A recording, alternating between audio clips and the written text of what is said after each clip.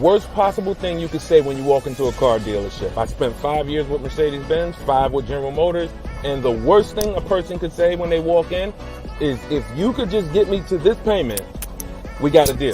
So your loan's probably still like 19, which means you got to pay to get out. You're upside down. It's called negative equity.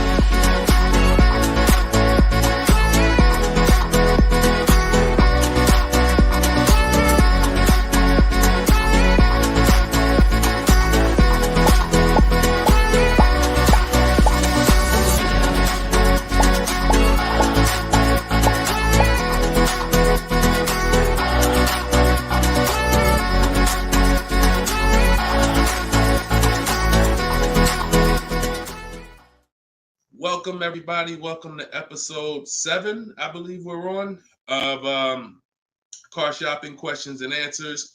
We're live. Today is Thursday, 3 p.m. If you're watching this right now, then you are live.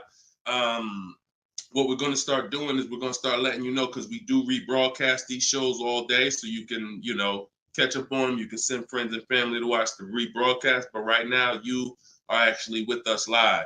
So welcome. If this is your first time here, can you type a 1 in the chat? Shout out to the first time people. I just want to see how many people are new. You've never seen me before. You've never been on a live show.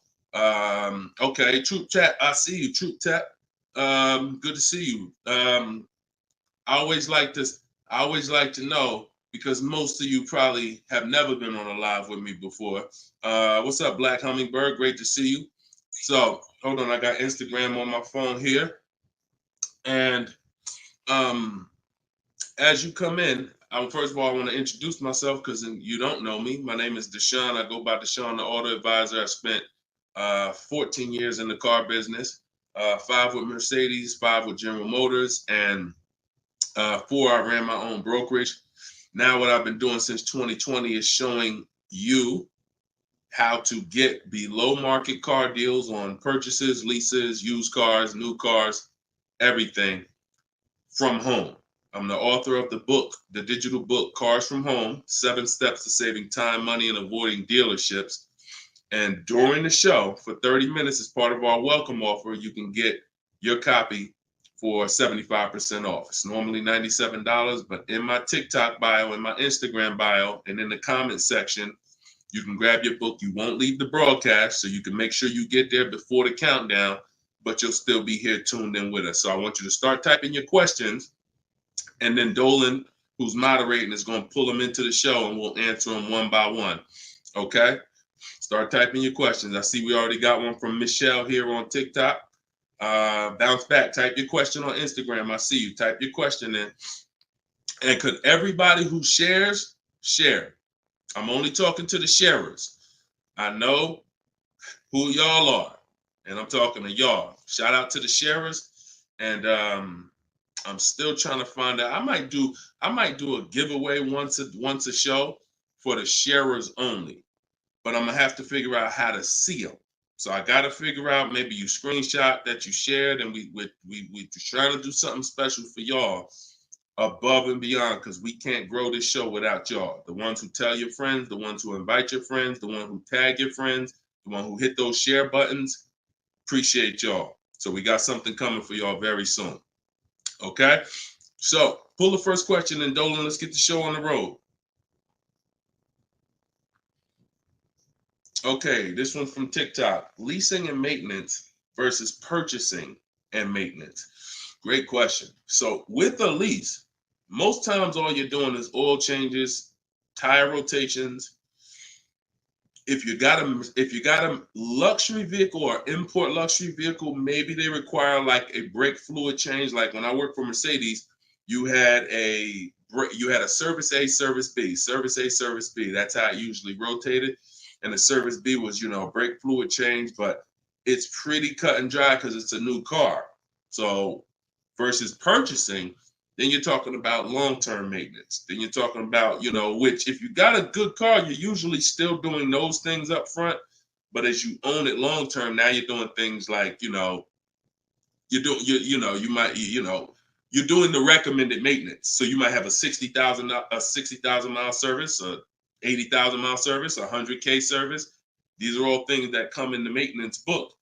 And with the lease, 99 times out of 100, we're not doing that. So, you know, it's a very, I'm not going to say we're not doing that, but if I lease, whenever I lease, I'm not doing those services because we're out of the car way before we ever hit that mileage. So big difference, big difference. All right, go ahead. Next one, Dolan. Let's go. Black Hummingbird, and y'all forgive me because I got a little something trying to jump on me, but I'm just gonna flush it out. Praise the Lord, and we gonna get through this. So y'all see me all congested, it's because I am, but we good. My car was totaled in an accident. Sorry to hear that. How long should I wait before I get another one? How long can you wait? You know, I'm not a fan of shopping with my back against the wall, but I'm a fan of, you know, if you are you going to be in a rental car? Are they giving you a rental? Sometimes you only have 30 days with the rental before you have to pay. I don't know if you have a backup car, but you know, that's going to depend. So what you need to ask yourself right now, because you have to replace that car eventually, I want you to ask yourself, and everyone on here, I want you to answer this question: how many years are you keeping in that car that you're buying? But first of all, who's shopping for a car now, or you will be in the next 12 months? Type me in the comments. If you're shopping right now, like Deshone, I'm in the market right now, or you will be in the next 12 months, type me in the comments. Okay, I see you on TikTok. Anyone shopping for a car? Michelle, she's shopping. Okay, if you're shopping for a car right now, or you will be in the next 12 months, type me in the comments. All right, Black Hummingbird. Yep, I see you. El Rel on YouTube, I see you. Jesus on YouTube, I see you. All right. The first question I want y'all to answer, everybody, is how many years you're keeping the next car? How many years are you keeping the next car? This is very important because this is the buying versus leasing question. How many years are you keeping the next car is the buying versus leasing question. So your Black Hummingbird, when you shop, is going to depend on how long you have. If you got a backup car, then there's no rush. If you don't have a backup car, then you need to find out, are they giving you a rental? You know, because that's going to dictate. I can't really give you any more information without knowing that. So if you want to tap in, follow up, we'll try to get your follow-up question here. All right, go ahead, shoot the next one up, Dolan, and let's see if we can get the follow-up for Black Hummingbird. I'm shopping by used. I don't even know what that means. Go ahead, Dolan. Okay, this one's from TikTok. My third live, I need a used car by June 1st, so lost.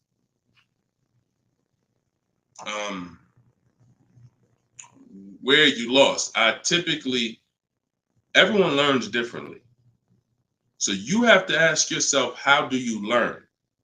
There are people on these lives, we've already gotten DMs and emails saying that people use the show, they use the strategy, and they got cars. So we've only been doing these shows for a couple weeks now. That's because they can learn that way. Somebody else who can't, you got to be honest with yourself, but I give you the information in multiple different ways. In my book, if you're a book person, in my video library, it's up to you. But if you're sitting here, because everything we do on this show, I try to break it down. No, we don't rush through answers. I don't give y'all one-word answers. Every question, we pretty much take it and we break it down to the nth degree. And some of the things you guys have similar questions, so we've answered them on multiple shows. But you have to know how you learn in order for you to win. Okay? If you're lost here, then you could stick around and we'll continue to do what we do here. But you have to know how you learn. That's why we make information available in a multitude of ways. You see people who have my book. Some people could piece deals together with my social media videos, even though they're all different topics. Used cars, buying cash, leases, they're all different types. So you got to really piece them together. Some people do it that way. It's up to you. But don't just sit there struggling, man. Not at the cost of what it costs.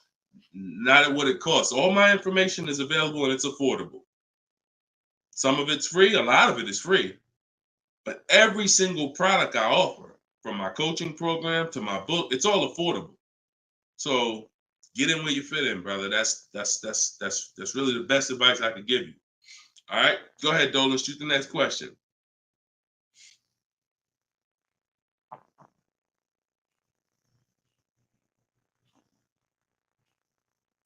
Okay, this one's from YouTube. LRel, what's going on? Peace, Deshone. I'm in the market for a used pickup truck for work. Never had one. How do I narrow down a reliable make model? Okay, so if I'm looking at you, the question you're asking is about the quality of the car, not finding a good one. So, example, let's just say there's a Dodge, a Dodge pickup truck. I'm just making this up, and that vehicle has a low reliability score. It doesn't matter if I go find a good one and I use my steps, the steps I'm going to go over with you to find a great used car, because the car overall has a low reliability score. Some Nissans have a low reliability longevity score because of their transmission. It doesn't matter if you use what I'm going to teach you to narrow it down to a great one, because the vehicle overall has a low longevity score. So I think the question you're asking is, how do I find a vehicle that has a good reliable one, and then I'll go shop for it. And because we could switch it. You could have a vehicle that has a high reliability score, high longevity score, but then you got a bad one because you didn't have a process on how to get it. So I think you're asking the first question, which is top level, how do I choose some good vehicles? And that's really Google, and we have a process. It's in our shopping process where we do a reliability check on every single vehicle. It takes 5 minutes to do. You're going to type in the specific year, because years change. You might have a 2019 that has low reliability scores. In 2020, they fixed it. So we got to make sure we're adding the year when we do this Google search. But if I'm looking for a pickup, I'm looking at like a 1500, and I'm looking at, what I need. Some people need 2500 if you need heavy duty or something like that. But then what you're doing is typing it into Google, and you're looking at all the competitors. I'm looking at the Toyota pickup. I'm looking at the Dodge pickup. I'm looking at the Ford pickup. I'm looking at the Chevy pickup. And then I'm just choosing, all right, which one of those do I like? All right, I like those two. Then I'm deciding which one I'm going to like. Now, if you're buying used, you can't test drive it, because you can't test drive a used car until literally you're ready to take it home. You can't go and test drive one here, because the one you end up getting may drive totally different. That's just the way it is with used cars. So oftentimes what you're doing with used cars is you're looking at it, you're looking at videos on YouTube, but you're going to narrow it down to what you like, usually what you see in supermarkets, parking lots, on the road. Oh my goodness. Lord Jesus, help me get through this. And then what you're going to do is you're going to do that reliability check. So you go to Google, you type in the year 2019 Toyota Tundra reliability. Then you're going to skim that first page. So that first page of articles is going to tell you all you need to know. If you see low scores, if you see 7 out of 10 reliability, just skim that. Don't pay attention to any site from a dealer. This is part 4. This is in my book, because this is step 4. Because the next step after this car passes this test is now we're going to shop for it. You can't skip this. So that's why this is a really good question. Some of you are skipping the process of doing a reliability, longevity, and initial quality check on the cars you're getting. And that's why you get cars that are in the shop every 90 days. It's not because you bought a bad one necessarily. It's because the car itself has a low rating. Transmission's going out on you because you didn't do a longevity check to see that car is known to have transmission problems at 80,000, 90,000 miles. So if you skip this little 5-minute step, it could cost you thousands of dollars. So you want to do that reliability, skim those articles, And then because you're keeping long term, you're not leasing, you're going to do the same thing with longevity. So you're going to type in 2019 Toyota Tundra longevity. And that's when you're going to see what they're saying about the car long term. Does it, transmission issues, engine issues? Sometimes it'll say right at the top, these cars are known to last 200 to 300,000 miles when properly serviced. Then then the only mission is, all right, the car itself has great scores. Now I have to find a good one. Okay? That's step one now. Okay? That's where you start. Great question. Okay, go ahead, Dolan. Shoot the next one up. All right, we got Philip on Facebook. Would you say buying or leasing is better right now? Also, what about down payment with leasing?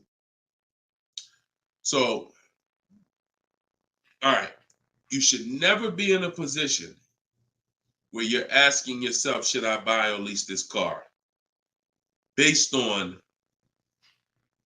what you feel. Yeah, so I feel like I should buy. No, the buying or leasing question is based on how long you're keeping the car. I have something that I do that I teach called the 8-year rule. The 8-year rule says that if you're not buying a car to keep at least 8 years, you should be shopping for a lease. Reason being is there is no way for you to get a great deal on a car if you buy it when you should have leased it. Because lease deals, when you get a great lease deal, it's so good, it's so low, it's so much less money out of pocket that it will take a buyer years to catch up with you. We did a scenario in the last show where we compared this deal that one of our students got, Frina, who uses my stuff. And anyone who's using my stuff is going to get these deals if you follow my process. It's not, you don't have to be great. You could be a bad negotiator. It doesn't matter. As long as you know how to use a computer and do copy and paste, you can get these deals. But we compared her deal, which she got at $579 a month on this $65,000 car, and we compared it to a purchase, which would be literally $900, $1,000 a month. So how do we make this decision? Very simple. If you are not buying your car to keep for 8 years, you should be leasing it, because in the middle, y'all know when I break this out, if you've been on the show before, this is the depreciation scale. This is how your car goes down in value. I know some of you have been taught, I want to buy my car, I drive as much as I want. I don't want to pay for the miles. But you are paying for your miles. Because check this out. You buy your car here for $30,000. A year later, even if you don't drive it, it's no longer worth $30,000. At best, it's worth $22,000. If you don't drive it 1 mile, it's probably worth $25,000. You lost $5,000 and you never drove it 1 mile. That's depreciation. So your car is depreciating like this. Year 1, year 2, year 3. That's why you flipping these cars, buying cars, trading them in 6 months, a year. You're losing at least $5,000, $10,000, but they'll hide it in a monthly payment. See, a cash buyer, you never do this. Some of you who are like, I pay cash, you never do it. You never buy a car, turn around, I don't like the car, I'm gonna trade this thing in. Because when you come in and they tell you, well, I know you just paid $35, but we could only give you $28. I just bought the car 6 months ago. You know what I mean? I lost $7,000 that fast? Yep, at least. You're like, all right, I'm not doing that. But with a payment, they'll hide it in the payment, and you don't understand. You just lost $7,000 in 6 months. So this is how you have to see this short-term ownership when you buy a car. My car is going down in value 20% the first year, 15%, 15% the third year. It's losing thousands of dollars. But if I keep it a long time, 7 years, 8 years, it starts to level out where I'm not losing that money anymore. If you have a car outside your house right now that you've had for more than 8 years, I want you to type the number of years you've had the car. Everybody on here, we're live. This is our 3 p.m. Thursday live show. This isn't a rebroadcast. So tell me right now, everyone who has a car outside, type how many years you've had the car. How many years?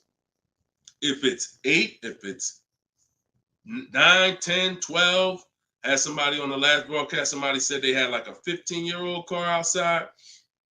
You'll notice this, Gilda, you got an 11-year-old car outside. Here's what you'll notice. Your car is no longer losing value like this every year.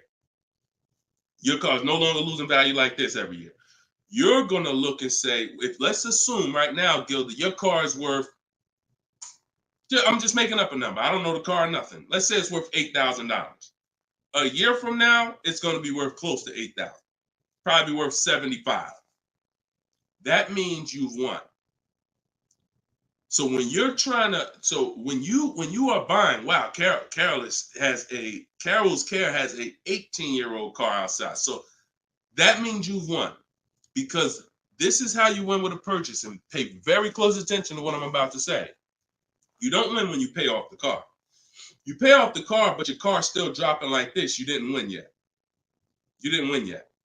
You win when you actually pay off the car and now the car is not dropping in value. You beat the depreciation. That's when you win purchasing. A lot of people were taught, don't keep the car that long. And that's where you're losing. That's why leasing is for you. Because there's only two ways you're going to avoid those hits. You're either going to keep the car long enough to get to where people like Gilda and Carol are. Look, Big Rich has these are people who kept cars long term, or you're going to get great lease deals where you're paying pennies on the dollar and you're winning. But those of you who are stuck in the middle, we got to get you out the middle, because you are losing the most money. You buy cars, you resell them. You buy cars, you trade them in 2 years, 3 years, you're losing the most money. You lease, but then you buy the lease. You're losing the most money. You're stuck in the middle. You got to pick a side. There's only two ways to win. Great lease deals, long-term ownership. Anything in the middle, you're losing thousands and thousands of dollars in depreciation. All right, we clear? All right, perfect. Shoot the next one up, Dolan. I see you, Luscious. I purchased the book. Awesome. Congratulations. Enjoy it. This whole show is sponsored by my new book, y'all. It's called Car Shopping. It's called Cars from Home.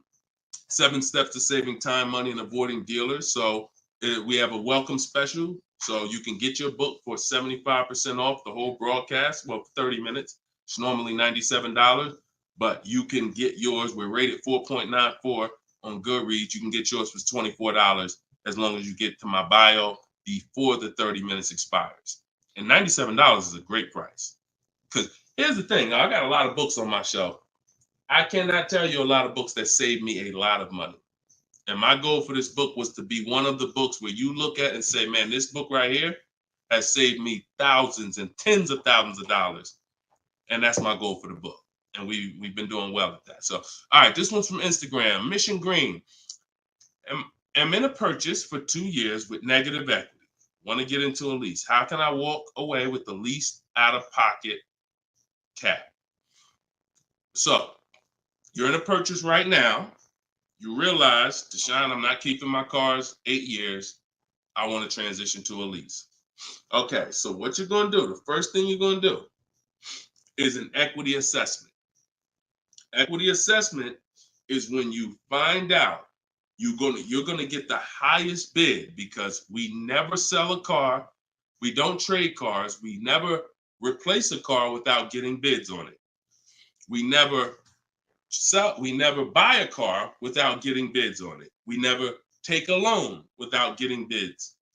So what we're doing is we need to get bids, because bids are going to tell us what is the highest offer we can get for our car, which means that would be the smallest amount of negative equity we could possibly have.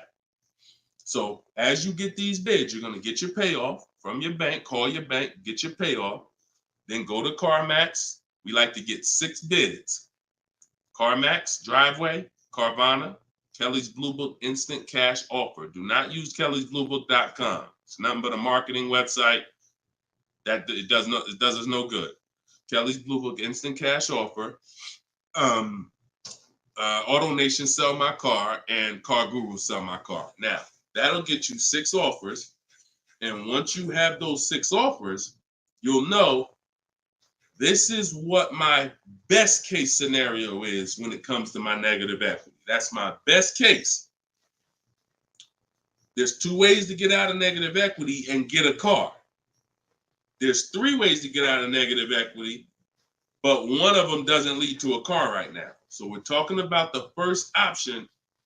That's what you do, and you want to pay the difference. So you're going to get all those bids, and you're going to look and say, okay, I got a $4,000 negative equity if I sell my car to AutoNation.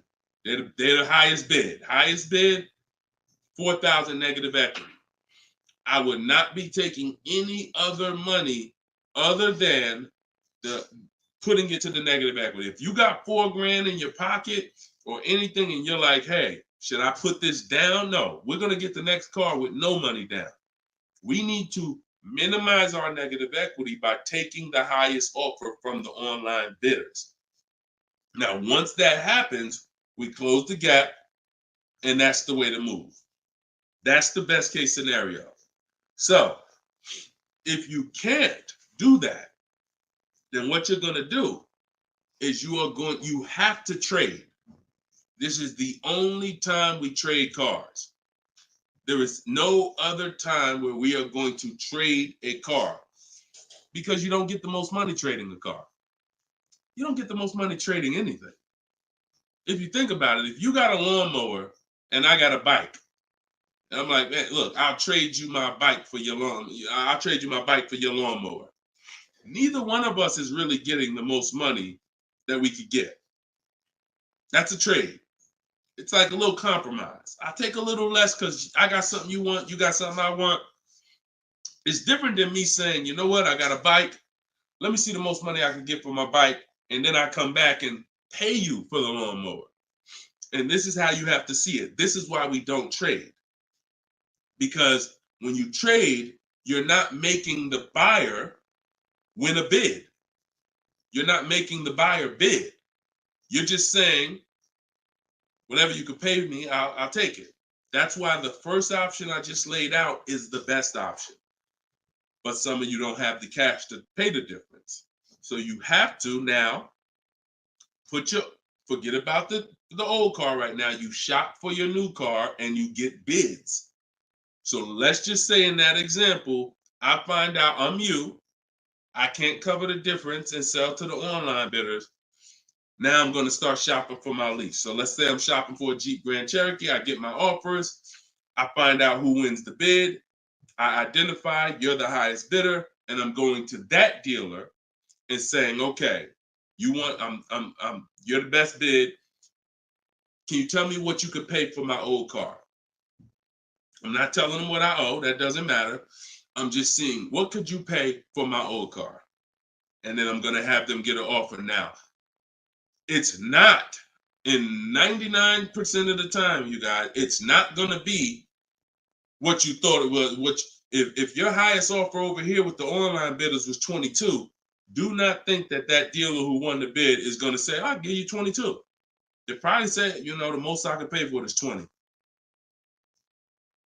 And you have to take it because they can't win both bids. That's just almost impossible. The fact they're going to outbid all their competition on the car you're trying to buy from them. So I beat all these other Jeep dealers to win your business, and I'm going to beat CarMax, Boom, Driveway, all these other companies, and pay you more for your trade. That's not going to happen. So that's why I say the first option is the best, because the second option, you're going to have more negative equity because the dealer cannot pay as much as the online bidder. So now that's what you would do, and you would tell them, okay, please add it to my deal, and you'd have to roll it into the lease over there. Third scenario where you can't get out is if you have too much negative equity. You're either going to need cash or you're going to need to pay the loan down. It's that simple. Because when you bring that negative equity over, the bank only has a certain amount that they're going to approve. If you're buying a $40,000 vehicle, they're not going to approve $55,000 because you got all this 10 grand negative equity, 12 grand, you're just trying to slap it on. You can have a 900 credit score. That's why I call negative equity the bad credit for people with good credit, because it can literally prevent you from getting a car.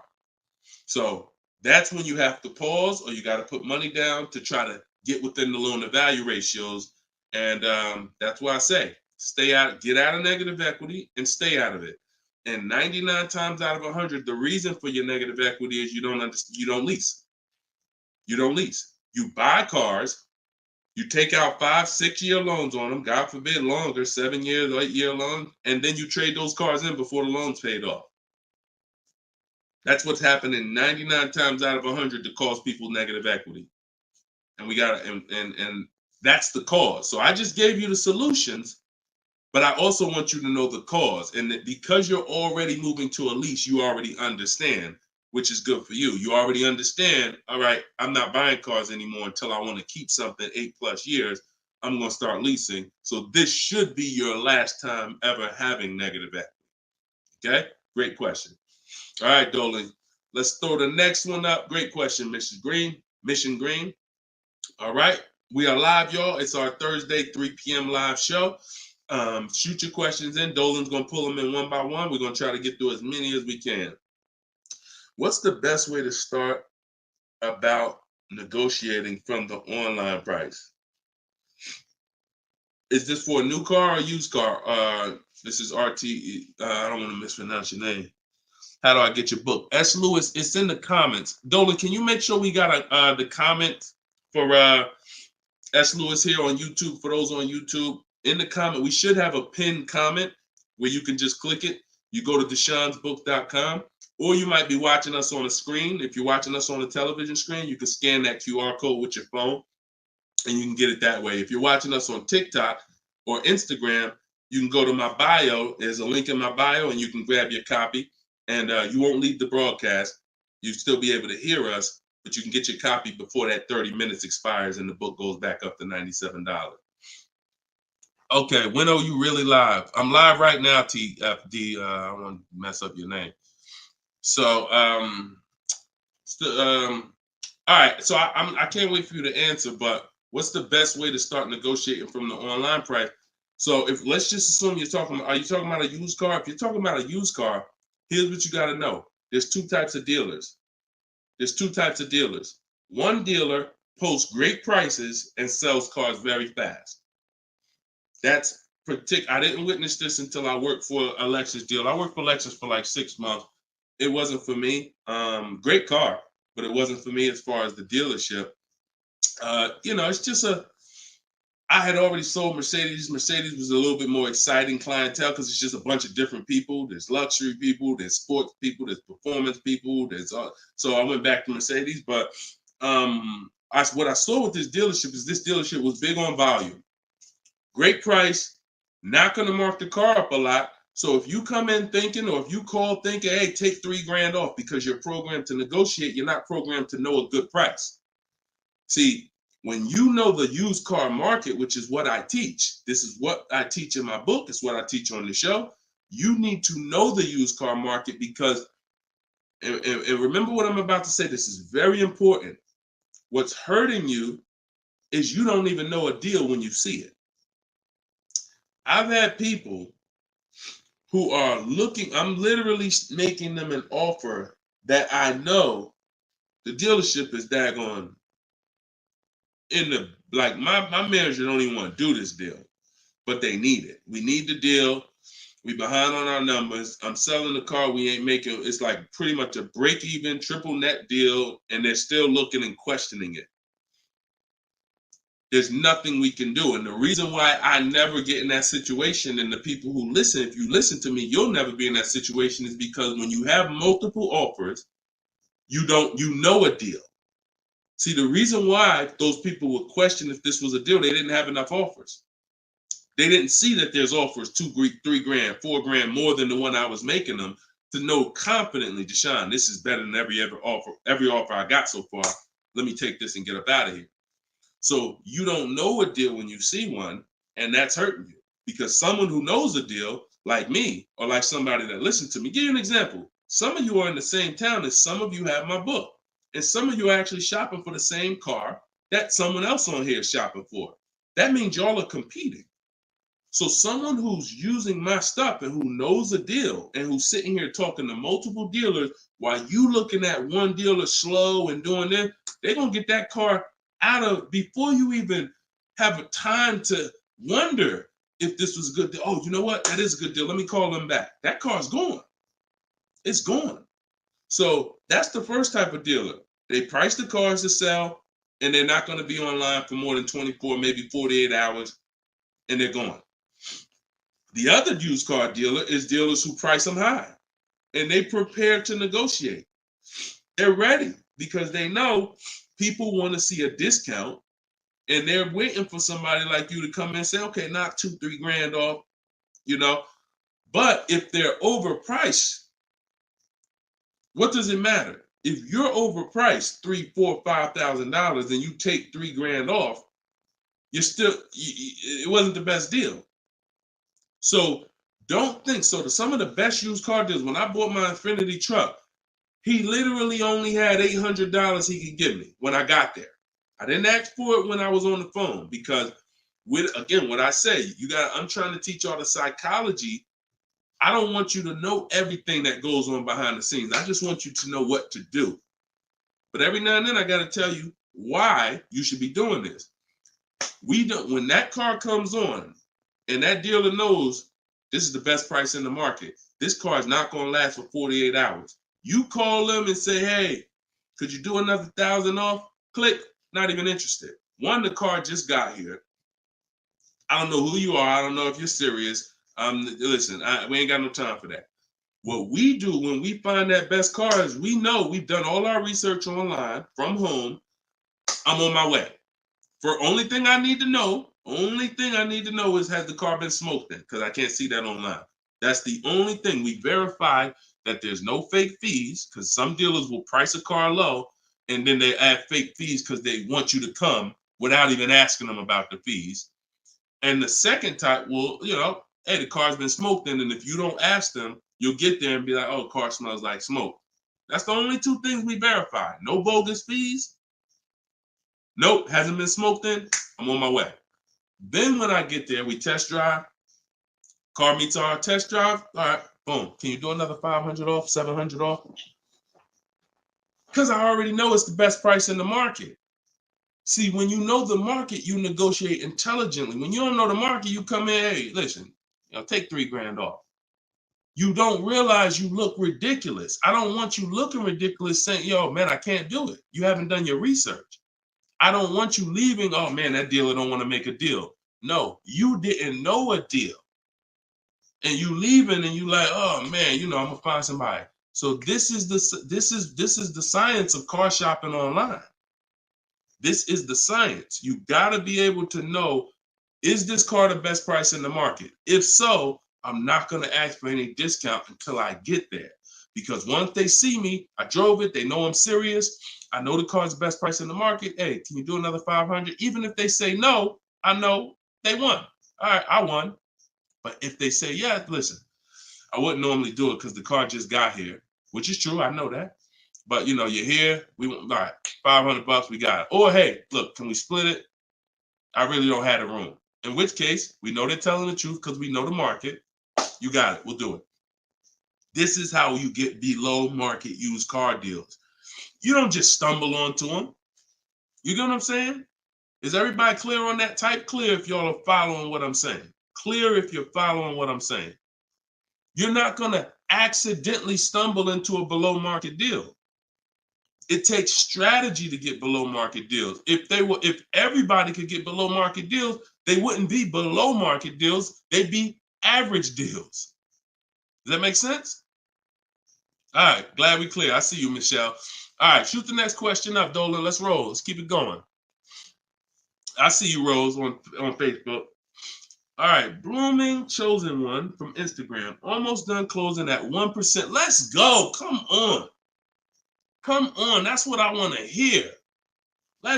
Come on. If y'all don't understand, Blooming Chosen One is about to close a 1% lease deal.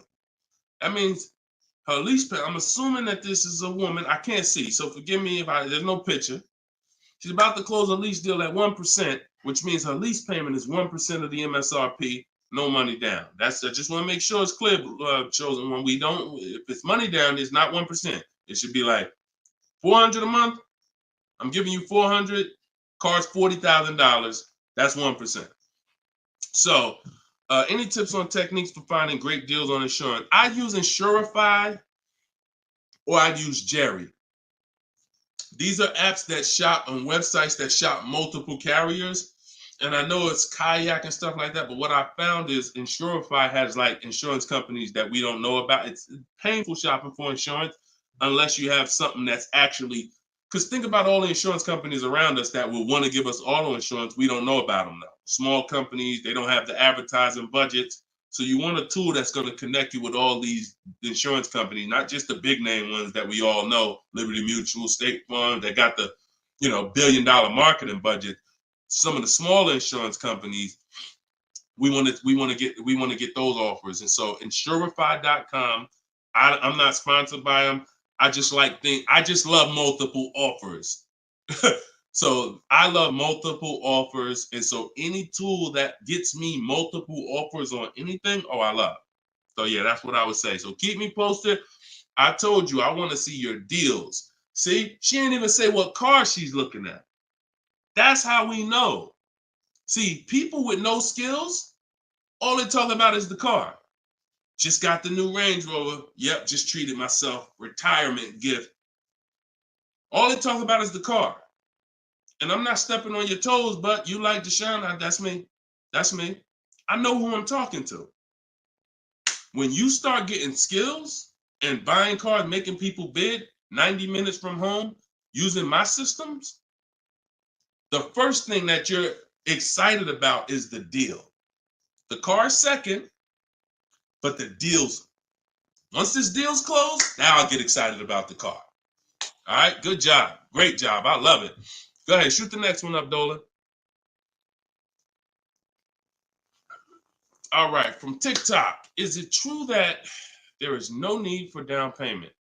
That if you do it, it goes to the salesperson's commission. If you do it wrong, if you are doing a down payment, it's between you and the lender.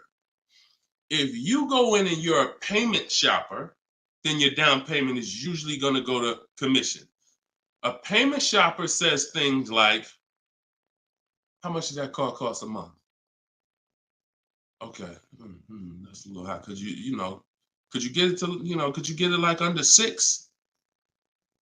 That's a payment shopper. No idea about the numbers, just talking about payments. If you stop doing that, and if you've done that, see, I don't want to, look, I hope we're building a community here where people could be honest. If you've done that, type ouch in the comments. If you've gone into a dealer, looked at a car, said, how much those run a month? What kind of monthly payments are on those? And I know that there's some people who are not gonna be honest, but this is how a lot of people shop. It's a payment thing. Yeah, okay. I appreciate it. I see. All right. I see we got some. All right, we got some people being honest in here. I see you. I see you, Michelle. I see you, Bye Lion. Not Michelle. So that's where you get in trouble. So what do you do outside of that? You separate the payments from the car.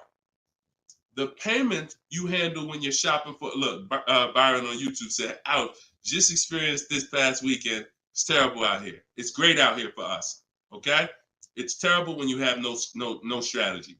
It's terrible if you're winging it. It's great out here for us. Like, and I'm not even saying that, underplaying that. Like, I've been doing this so long, and I got just so many people that done learn from me, and so many people getting cars. I got a private group, so I get to see this stuff. You know what I'm saying? I get to. If you guys been on these shows, I share people's stuff. I share Tope stuff, Greg's deal. This is our book, 4.94 on Goodreads. Get your book 75% off, or you can wait and miss the 75. You can pay 97. Either way, it's worth it. Either way, but $24 is better than $97. In my TikTok bio, you got 30 minutes, or in my Instagram bio. But check this out. Kimberly's deal. She saved 20 grand off her Maserati. Look, Bonita, middle of the pandemic.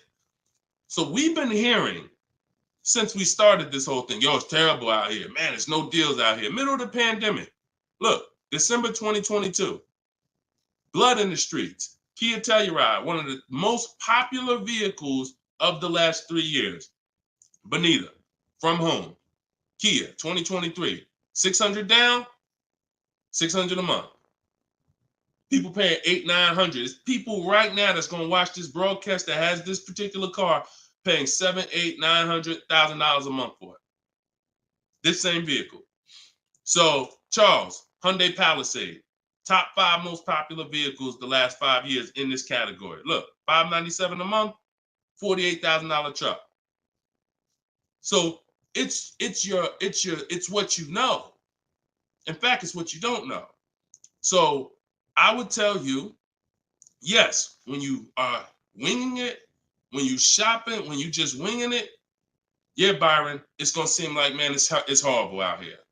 When you step back and start using my bidding systems and letting these deals come to you, letting loans come to you, you're gonna feel like you're in control.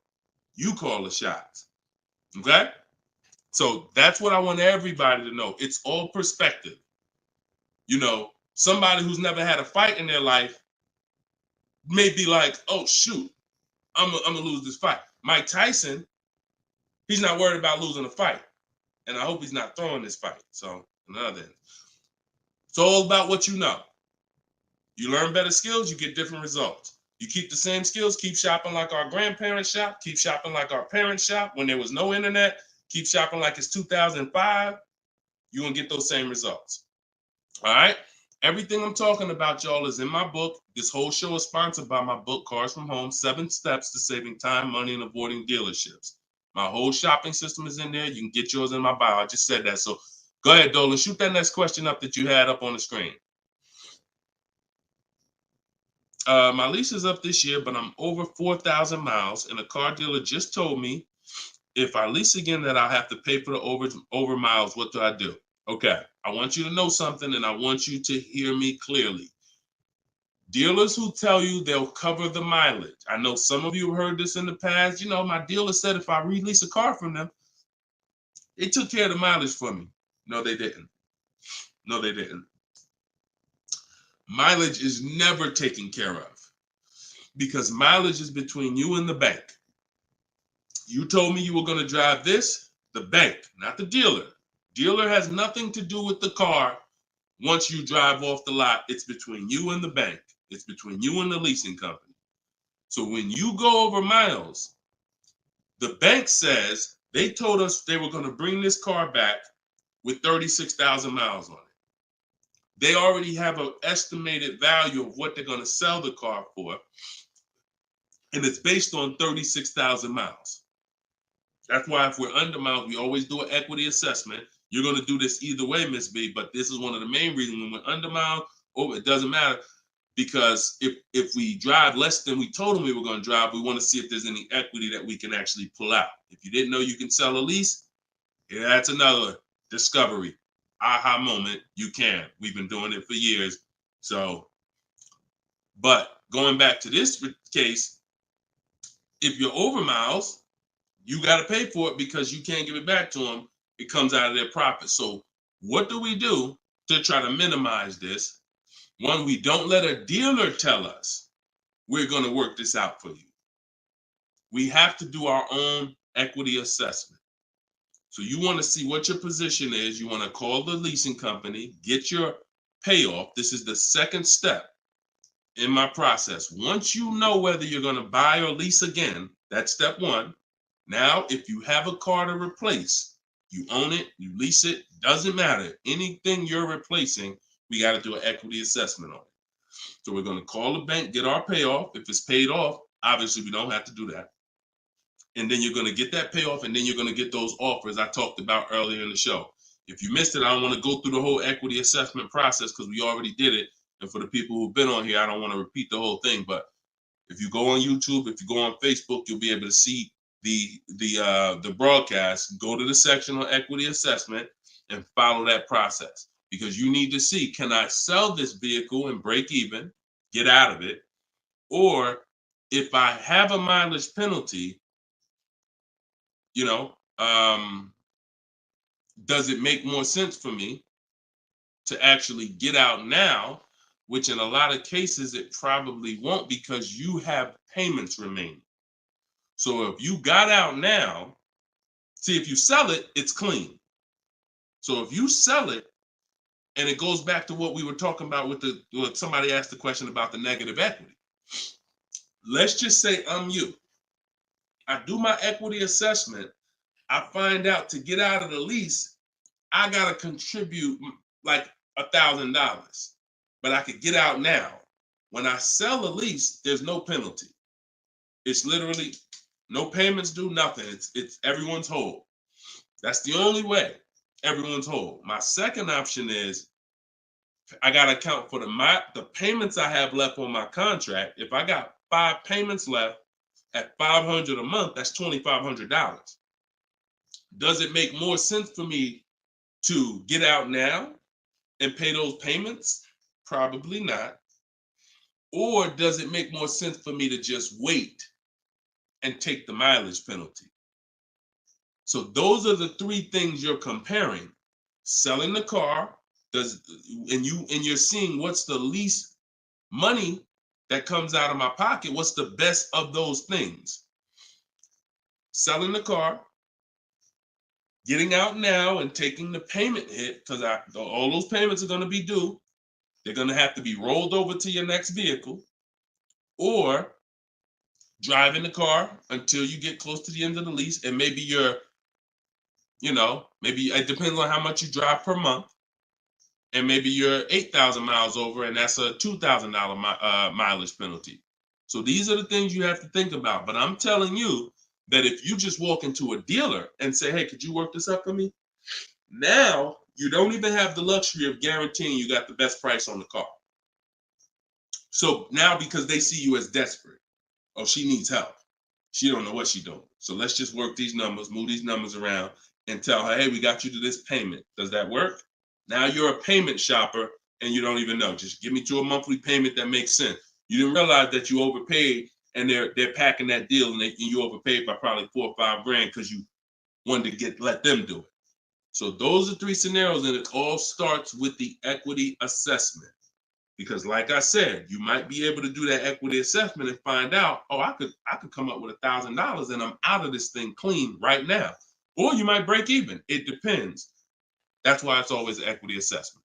Equity assessment is probably everything in our process is important, but my God, skipping the equity assessment, you're skipping probably half of your transaction. Okay? And if you don't know how to do equity assessment, watch the show earlier. If you have my book, it's all in there. It's up to you. Go ahead, Dola, shoot the next question. Bought your book. Thank you for doing this. Thank you, Michelle. Enjoy it. Use it. Use it and win. For the rest of your life, use that book. And it's a digital book, so you don't have to worry about when it needs updating. I just update it. You'll open it one day. Like, let's say you get your car now. A year from now, you open up that book and you're like, all right, I need another car. My spouse needs a car. My child needs a car. Man, wait a minute. There's different stuff in here. That's why you always keep the email I send you with the master link in it, because that's where I update the book. All of you who got the book, when you download it, don't save the email, because when you click that master link, that's where I update the file whenever something changes. So, and I couldn't do that with a print book. I can only do that with a digital book. Yeah, don't worry. I don't do trades, J. Paul. So if you ever see somebody selling crypto, all of that, like anybody with a decent amount of followers is going to have knockoff accounts. Like, I do car education. That's all I do. I don't do crypto. I don't do none of this other stuff. It's been fake Deshone the Auto Advisor accounts since we was on TikTok. We got 1.5 million followers on TikTok. The fake Deshone the Auto Advisor accounts started popping up. Nothing we can do about it. You got to watch it, though. Watch it. Okay, this one's from Instagram. Considering a lease of a Lexus electric vehicle. First time lease customer. Do you have any advice shopping for a lease premium electric vehicle? Same process. Same process. My system doesn't change. I'm gonna tell you, there's only one scenario where it changes, but electric cars, look, doesn't matter. Look, Look at Sean. Bids. F-150 XLT electric. Bids. $73,000 vehicle. He got it for 57. He saved over 20 grand. Bids. That's electric. Electric. You don't know what rebates there are. You don't know what's what. Rolls Royce. Bids. Popular cars. Bids. Exotic cars. Bids. Doesn't matter. Process is the same. The only time that bidding is not called for when purchasing the car is with Tesla or any manufacturer where the price is set. No matter where you go in the country, it's the same price. You buy Tesla in New Jersey, same price in California, same price in Minnesota. One price all around the country. You order the car. That's it. I don't care if you have GM supplier pricing. That everyone's doing a different price. Some people are not going to tell you. They won't tell you what the rebates is. Some people, oh, Deshone, I'm a Ford employee. I get Ford special pricing. Bids. Because 80% of dealers are going to lie and not give you the real Ford special pricing. Everything is bids. Put everything under there. All right? Go ahead, Dolan. Shoot the next one up, brother.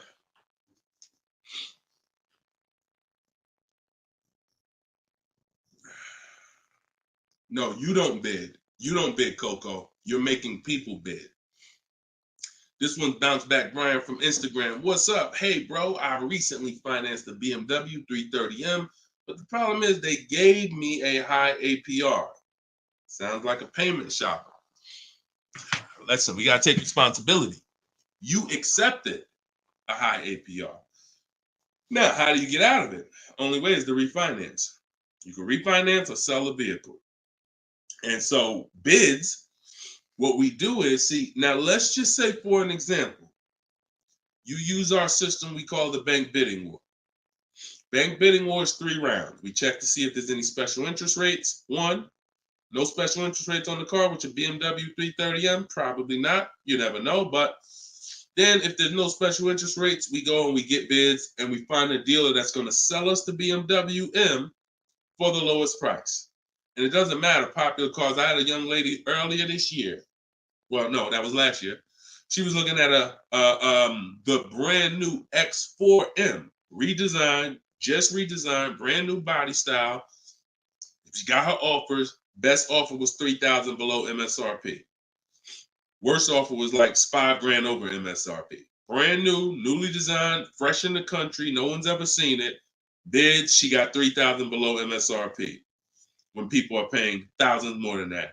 So it doesn't matter the car. Now, once we, but that's that's the part where I say you separate the loan from the car.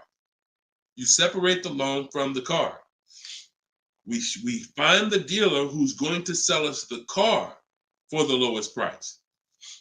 Once that's done, now this is when we talk about the second round of the bank bidding war, which is my bank, my credit union, online lenders, not the dealer yet. The dealer is round 3. The dealer's banks, the dealer's credit unions, that's round 3. That's the final round. Second round is I'm coming home, getting my bank, my credit union, online, giving them my information, going online, car loans online, looking at everyone that I can find that gives car loans in my area, letting all these people run my credit, because if you do this right, it doesn't affect your credit other than one hard inquiry. It shows all the inquiries on your report, but when you rate shop using the bank bidding war strategy, at the end of the window, it only weighs on your credit like one hard inquiry.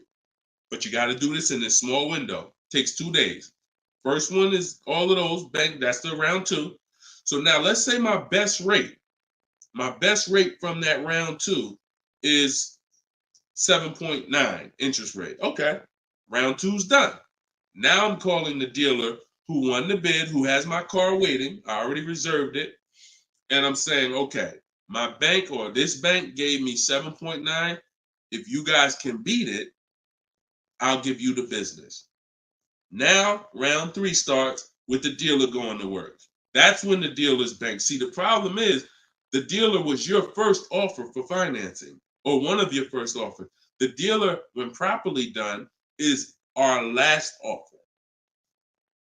And so if he came back and at the end of those rounds, 8.99 was the best rate, you wouldn't have a question.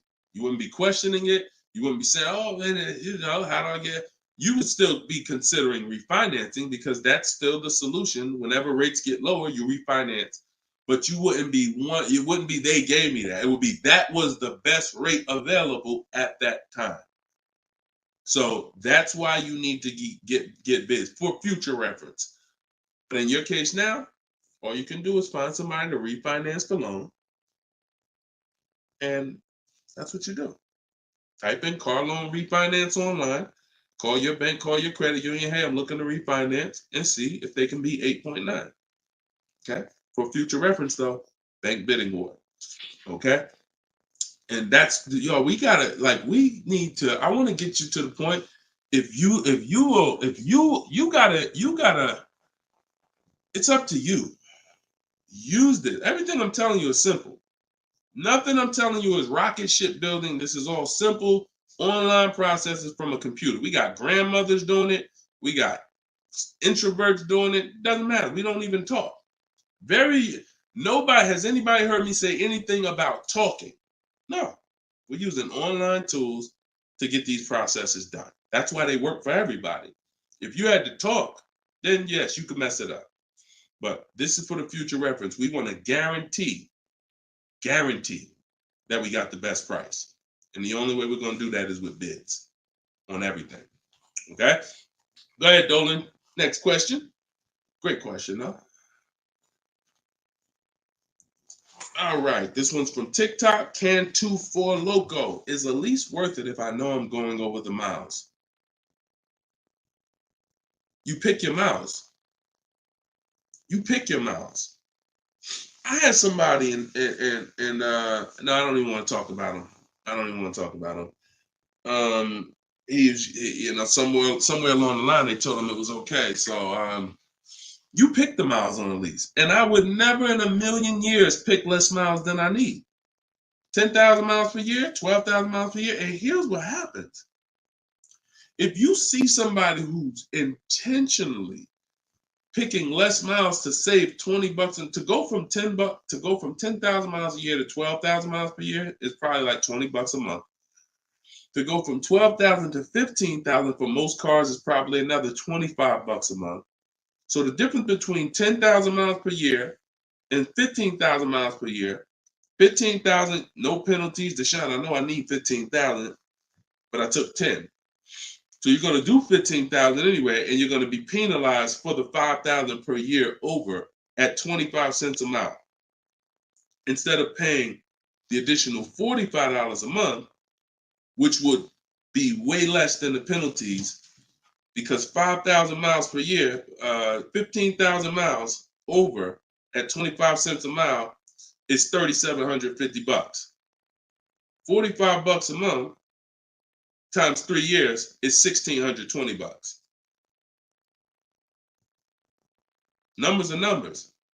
$45 a month more to my lease contract from the beginning, because that's the mileage I really need. I'm paying $1,620 extra over 3 years to have a comfortable lease experience, no penalties, and I can enjoy my lease. Versus taking 10, knowing I'm going to drive 15, and then looking and saying, dang, I'm over miles by 15,000 miles, and how can I avoid this almost $4,000 bill that's coming? Choose your mileage wisely. Deal structure. Step 3, I got a whole step in my process on deal structure. This falls under deal structure. So we never take a lease knowing we're going over the mileage. We just never do that. We're setting ourselves up to not enjoy the lease. For what? That's it. Step 3 in my process, I got part of deal structure. I got a section in my book on this, is choosing your mileage wisely, where you look and estimate how much you drive, Or if you have a car, you just look back and say, all right, I drive 12,000 miles per year. You can look back at what you drove. If you don't have a car, then you're just going to look and say, all right, how many miles do I drive to work? Okay, and you add the miles up, and you'll see throughout the year. Oh, plus I'm gonna take a vacation. I want to go down. I want to go on vacation 2 times a year. That's gonna be another 1,000 miles each. All right, perfect. I need 14,000 miles a year. It's a 5 to 8 minute exercise, but you haven't been taught to do it. So there's nothing in I don't skip anything because I've been doing this since 2006. I've seen thousands of scenarios working in dealerships, General Motors, Mercedes, thousands. And every time I see something that is horribly wrong, that's costing somebody money, I just made sure I added it to my process. Okay, I'm gonna make sure anybody who listens to me doesn't do that, because this is what happens when they do that. So we got to choose our mileage wisely to actually enjoy our lease. Okay. All right, y'all. Look, we hit 1 hour and 6 minutes. I'm gonna wrap it. I usually try to go like 1 hour and 15 minutes, but as y'all can see, I'm actually struggling to get through this. I need to go and get me some tea, and that's what I'm gonna do. This is our second show for the day, and some of you may be watching us on a rebroadcast, but right now we're live. We've been live Monday, Tuesday, just so y'all know, and I'll probably have a link in my bio by tomorrow to our calendar. But most days we're going live Monday and Tuesday, Thursday and Friday. We're going live at 12 noon Eastern time, 3 p.m. Eastern time.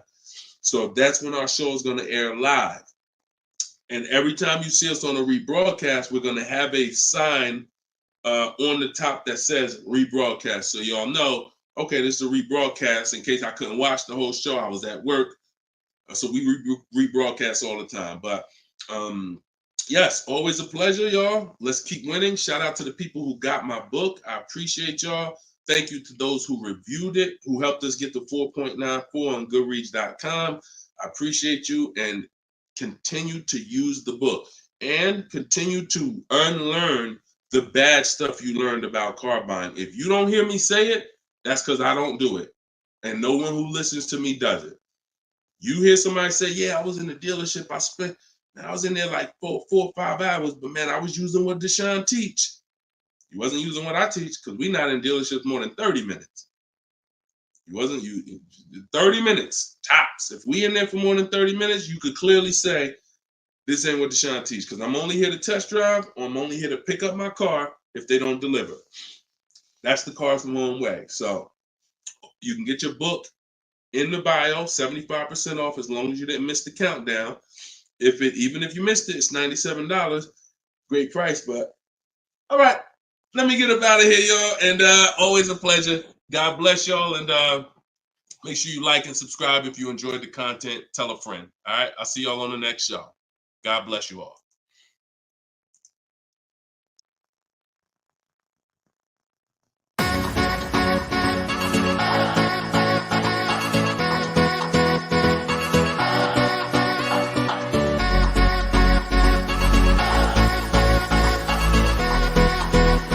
The worst possible thing you could say when you walk into a car dealership. I spent 5 years with Mercedes-Benz, 5 with General Motors, and the worst thing a person could say when they walk in is, if you could just get me to this payment, we got a deal.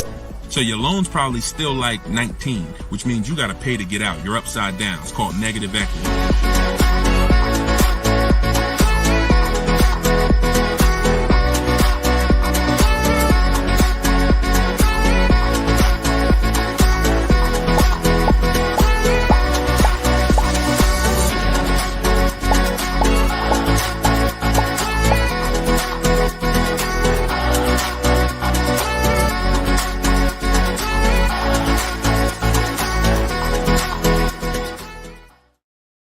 What is going on, everybody? Welcome to episode 9.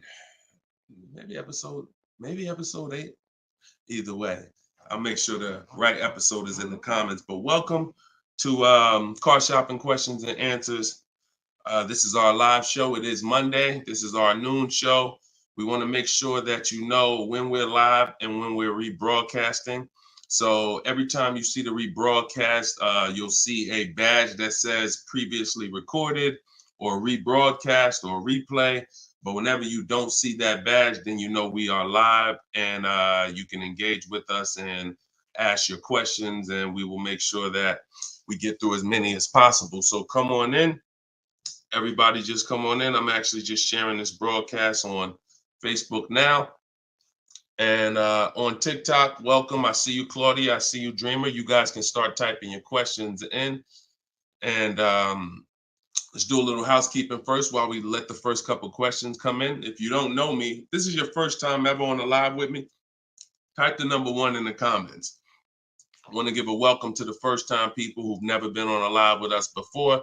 And welcome back to the people who've been here before. I'm your host, Deshone.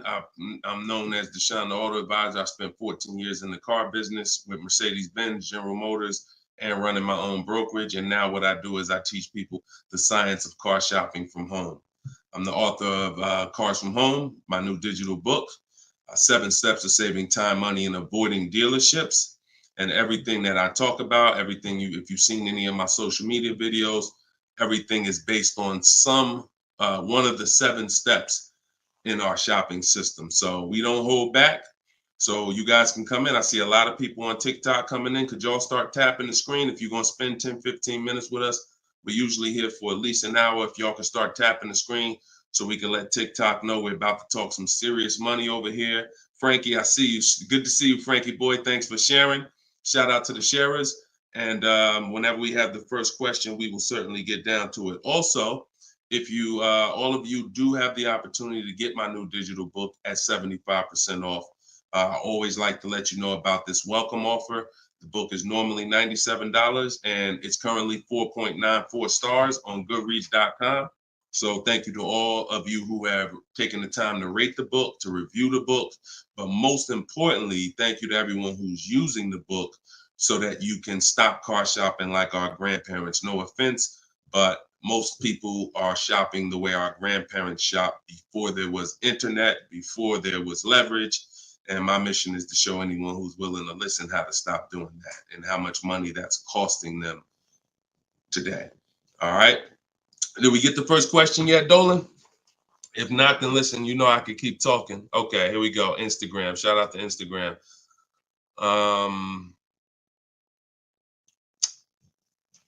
All right. How long should you wait to refinance? It's a good question. I would refinance when it makes sense. If you have rates are high right now compared to where they were a year ago, 2 years ago, 3 years ago. So if you guys are in a higher interest rate than you could qualify for today, then you want to refinance as soon as possible. If you have an 8% rate and you could refinance to a 6% rate, you guys know on this show, if I talk about the money, 2% on a $30,000 loan is thousands.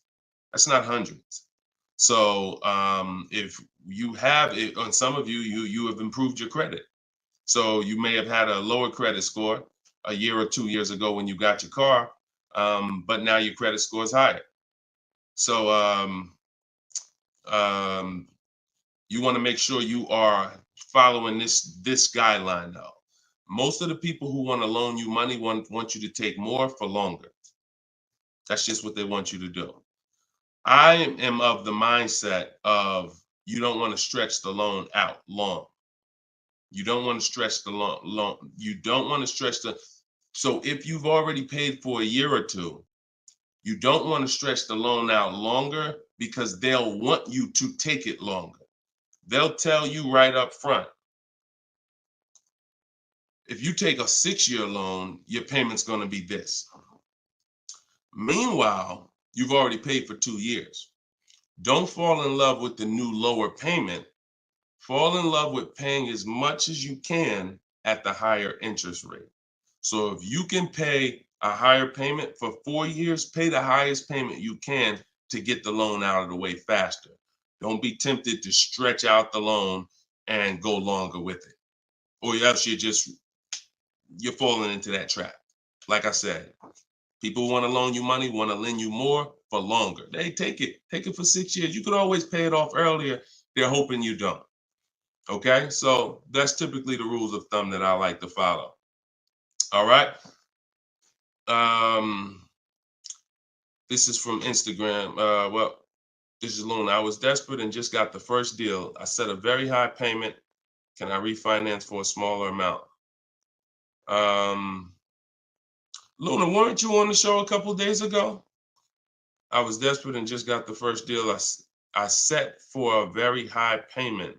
Can I refinance for a smaller amount? It's probably going to be early for you to do that. Did you? Hold on one second. If you hold on, let me open the Instagram comments so I could actually see. I know Dolan's bringing the comments to the show, but I want to make sure I could actually see the Instagram comments. Hold on. Okay. So because if you just got the vehicle, I mean, you could try to refinance, but it depends on how high of a rate they gave you compared to what you could have gotten if you would have followed like our bank bidding war process. You bought a brand new 24 Mitsubishi. Okay. Haven't you been on the show, Luna? This isn't your first time, right? You've been here. You've been with us for a couple. You've been with us for it was in December 2023. Okay. I appreciate it. Thanks for the information. That's why I wanted to see the comments so I could actually have the dialogue with you. Yeah, I mean, that's all you could do. You could try and you could try to refinance online. You can go on Google and type in auto refinance online and start to see what those companies look like and see if but you need to know your rate, and then you need to know what the companies that'll refinance you are offering you and see if it makes sense. If you got a higher rate than you could have gotten, then certainly you can refinance. If they got you the best rate that you could qualify, then you may have to wait a little longer, but usually, it doesn't hurt you to check, especially if you're in a considerably high interest rate. You certainly want to see if there's a possibility, because like I said, 2 points, 3 points on an interest rate is thousands of dollars, not hundreds. All right, TikTok, y'all gonna spend some time with us. Can y'all tap the screen and shoot the likes up if you're gonna talk money with us? Here's the thing, y'all. I'm gonna be honest with y'all. Y'all know I've been this way from day one, and I can't be any other way. I'm considering, and some of you know, I'm gonna tell y'all a story because I'm gonna keep this real, real, real, right? So in 2021, we did a podcast. It was called the Auto Advisors Podcast. The Auto Advisors Podcast got 10,000 downloads in the first 90 days, which was a great metric for a new podcast. I stopped it. You know why? Because we're in the way the podcast is, and I'm just keeping it 100% with y'all. I'm never going to stop doing the information, but if people don't engage with the show, then we'll just keep the rebroadcast going. The rebroadcasts are great. I'm 100 for my lifestyle, for my getting the information out. We do tons of free social media videos. I just don't want y'all to be questioning, Dad, why Deshone not doing the live show anymore? Because the live show needs to make sense. I've been telling y'all to share. I look at the shares. I see the people who come regular. I see not a lot of people share. All good. I just want y'all to know that when you can't ask the questions and you got to just do the rebroadcast, that's going to be the reason why. That's really going to be the reason why. Because we can sit back and we can let this live stream go 24/7. I love it. Dolan runs it. It's great. We sell a lot of books throughout the day. People get their questions answered. It's great. If y'all like Deshone, I would really like to ask questions and have the opportunity for my family to ask questions and get their questions answered, then y'all gonna have to show up. Y'all gonna have to show up. It's always been that way. Now, we're gonna have information everywhere for you. Free social media videos, my free masterclass is in my link in my bio. But if y'all want to keep this show going this way live and not just see 24/7 rebroadcast, then y'all gonna have to make sure y'all show up. And if we don't see the likes and we don't see the shares, then it's all good. That tells us everything we need to know. because there's nobody out there doing what we're doing right now. So if it was 20 other people doing these shows, then I understand. We got to make sure we're better than them. There's nobody doing what we're doing right now. So it's up to y'all. All right, so Dolan, let's go. TikTok question. Can I get a new lease with no money down and get the same car payment monthly, turning my lease in soon? But that depends on how good you're going to shop. See, if you got, a lot of people are going to be fooled into this conversation. Car salesman calling them saying, hey, I could get you out of your lease, keep your payment the same, and you'll be good. That's the conversation they're going to go for. Now they're going by 2021 and 2020, well, really 2021 payments, which were the highest in history. And what they're depending on is they're hoping that most people don't ask a question. You already been paying this, you already been paying the high payment. What if I could put you into 2024 for the same price? Meanwhile, those prices that you were paying were ridiculously high. All through the pandemic, most 99 probably percent of people were paying ridiculous payments. That's why I always show Bonita. So when you look at Bonita, Bonita is the one who got one of the most popular vehicles during the pandemic. It was a Kia Telluride, 2022. She got it for $600 out of pocket, $600 a month. It was like a 1.25% lease. How? Sitting at home and shopping offers. So to answer your question, don't comply. Your deal is going to be based on how well you shop. And what I'm teaching you to do is to stop going into dealers because 80% of them are overpriced. So you're going to go into a dealer, do your test drive, and then you're going to come home and you need to get at least 5 offers. Now you could do it my way. In my book, I have a strategy called the 25 to 5. We go online, we go to the dealer's websites, we put in what we want, 25 dealers' websites. It's a copy and paste template. Then we have conversations by email because out of those 25 dealers, figure about 10 are going to have a car we want. And then we're looking to get 5 to 7 offers. If you shop the right way, you're not shopping the right way if you don't see a $150 to $200 difference between your offers. You're just not shopping the right way because we know I've helped. Personally, we have about 1,600 people in our car shopping course, in my coaching program. And we probably have about 6,000 people who have my book. That's enough data for us to know when people send me their deals, 80% of dealers are overpriced. What's the message then? If you don't get 5 offers, you're going to overpay. Hands down. Not 3, not 4. Now, some people with Charles, if they're shopping for a really hot vehicle, like Charles got a Palisade a little while ago, he got 10 quotes. So he reached out to 35 dealers. But look what he's paying. $48,000, almost $49,000 vehicle, he's paying $597. And both of those deals were no money down. So if he didn't know how to shop, then he would be paying $700, $800. Some of you may be looking and saying, Deshone, man, I got a Palisade and I pay a lot more than that. Or, hey, but that's going to depend on how you shop. You must get at least 5 offers if you're truly going to see the bottom of the market, because 80% of dealers, 4 out of 5 are overpriced. So certainly you could do deals with no money down. It's not even a question. And don't pay attention to commercials, because what you'll see is neither one of those 2 deals that I just showed you were from a commercial. They'll probably, when you look at what a commercial says you can lease a Kia Telluride for, especially or a Palisade for, especially a $50,000 Palisade, it would be a lot higher than this, and it would be with 1,000 down plus tax plus fees. That's why you can't pay attention to commercials. So that's the answer. Don't pay attention to commercials and get at least 5 to 7 offers. If you do it my way, it's quick. Takes about 20 minutes to contact all the dealers, and then you're using my email templates. Because what you got here, this is very important, you guys that are going to have conversations with dealers by email.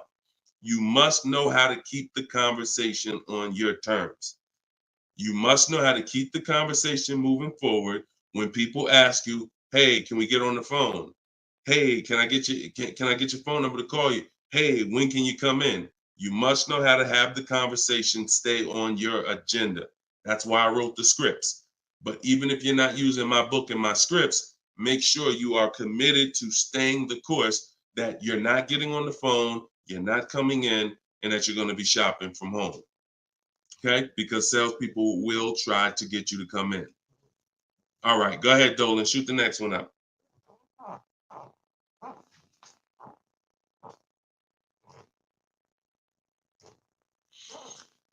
Okay. Hi, the dealer wants to run my credit card. I just watched one of your videos and you said don't let them do that. They want to run your credit card for what? Let's give Bless the chance to type. Are you purchasing something? They want to run your credit card to run your credit? Or did you mean they want to run your credit? What are they trying to run your credit for?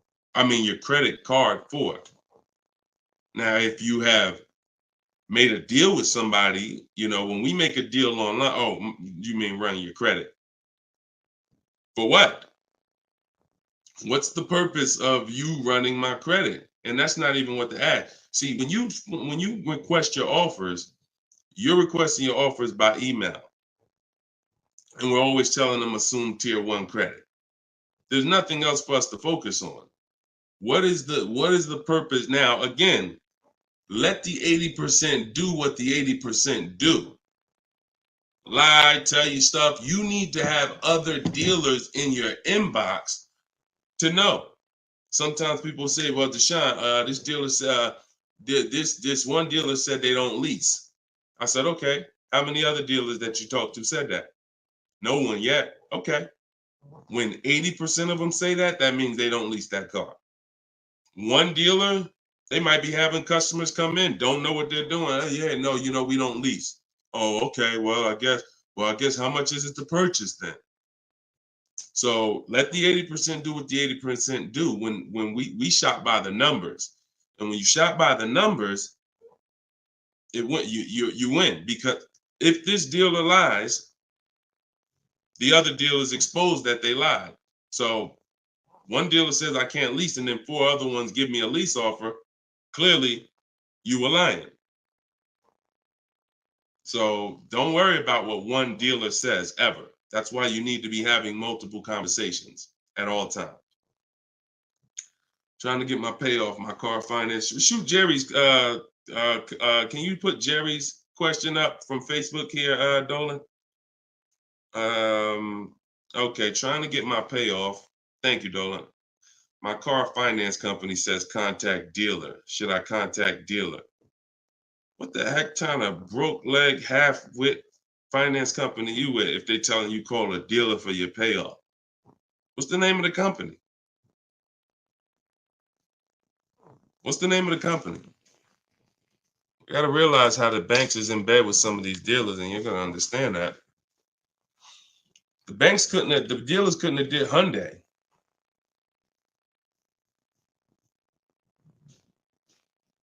Why would they tell you contact the dealer for your payoff? Scumbag. I would call and speak to somebody else. The dealer has nothing to do with the car. If you don't pay that Hyundai, you don't pay your payment for 3 months, is the dealer coming to get the car, or is Hyundai coming to get the car? No, dealer forget about the dealer. The dealer is just a franchise. They're there to sell you the car and put the deal together. Once you drive off, it's between you and the bank. It's between you and the leasing company. So why would the bank be telling you to go to the dealer? It's kind of like they're sending you, all right, so if you're calling for your payoff and the dealer says, oh, well, I'm going to charge you this much and this much and this much, because people will try to get their payoff, or people tried to buy their leases out, which is a terrible idea in most cases, but people were doing it and dealers were charging them a lot of money on top of their payoff, charging them fees on top of the payoff to buy their own lease. So I would call Hyundai and I'd ask for somebody else. I literally try to escalate that. Can I speak to a manager?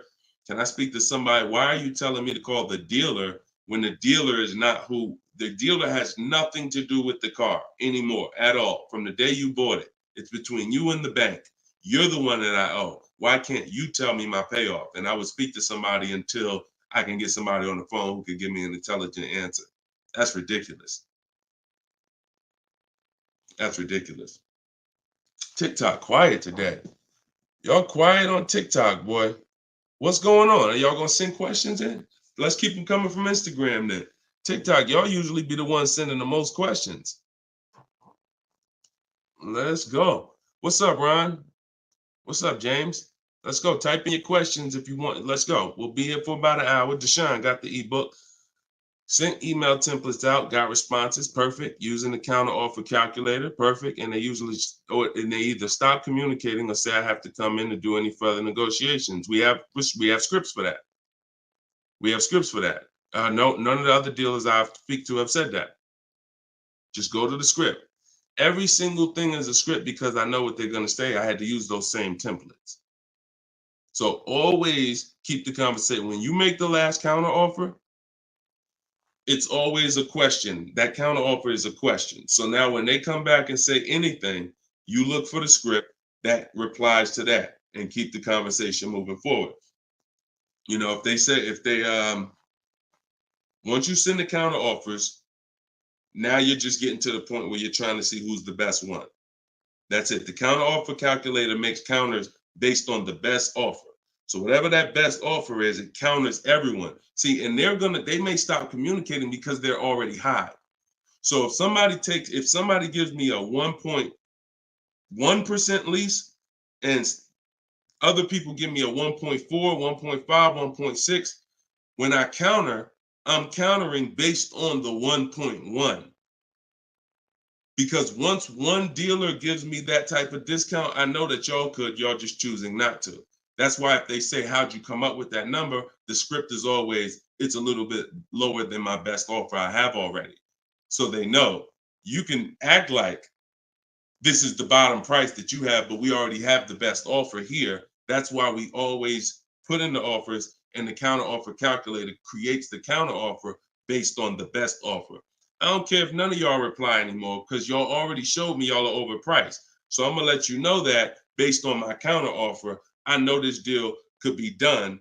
And if the lowest offer, which may happen, says, look, I don't have no more room, I gave you the best, then I snatch that offer. As long as you got 5, then that's really the bottom. And that's the purpose of the counter offer, is to make sure before you close the deal, you have made a counter to make sure you know where the bottom is. But don't let them respond. Forget it. They probably, oh, he made this low offer. You know you could do that deal, but that's all right. I'll get the car from your competition.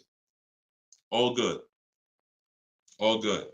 All right, next question, Dola. All right. All right. That might not have any other questions. I have an isolated event. Car was total. Check getting cut this week. Can I pay to speak with you 30 to 60 minutes for a single purchase? No. No offense. I've been helping groups. You gotta understand, y'all. Look, I have been helping groups buy cars. Look, let me show y'all something, okay? And I'm saying this so y'all understand, right?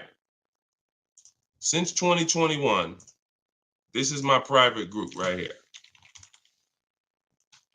All right.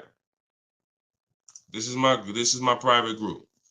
We have 1,400 people in the group. Now, not everybody who joins us in Maps Academy joins the group, because some people just don't come to Facebook. They'll come on my Zoom coaching calls. But this is how I help people one-on-one. Not even one-on-one. This is how, when you see, can everybody see this? I just want to make sure everybody can see this. This is how I work with people. If you're getting my book, you got my book, you got my strategies. This is what we've been doing. Look at the dates. Look at the dates on these cars. All recent. So I don't work with it. It makes no sense for me to work with somebody one-on-one. I don't have to. The people who have been in my group since 2021, we get to the deals, because there's no situation that you're in that's a special situation. I guarantee you that. It doesn't matter. I've had thousands of scenarios. Nothing that you have is special where it requires this special process. Your car got totaled, you need a car, you're going to follow the 7 steps. That's not going to change. If you don't have a car, you can skip the equity assessment. The rest of the 7 steps apply. It doesn't matter. You think you need a special plan. No, you need a plan. And that's the plan that I have in my book or in my group or what I'm answering here. So you can feel free to ask your question.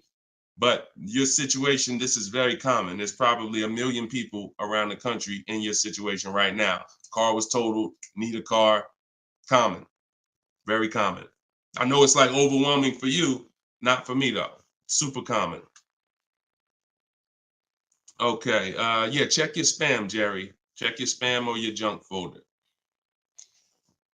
All right, Troop Tip. You see that question from Troop Tep on TikTok, Dolan? Unless you got something before that.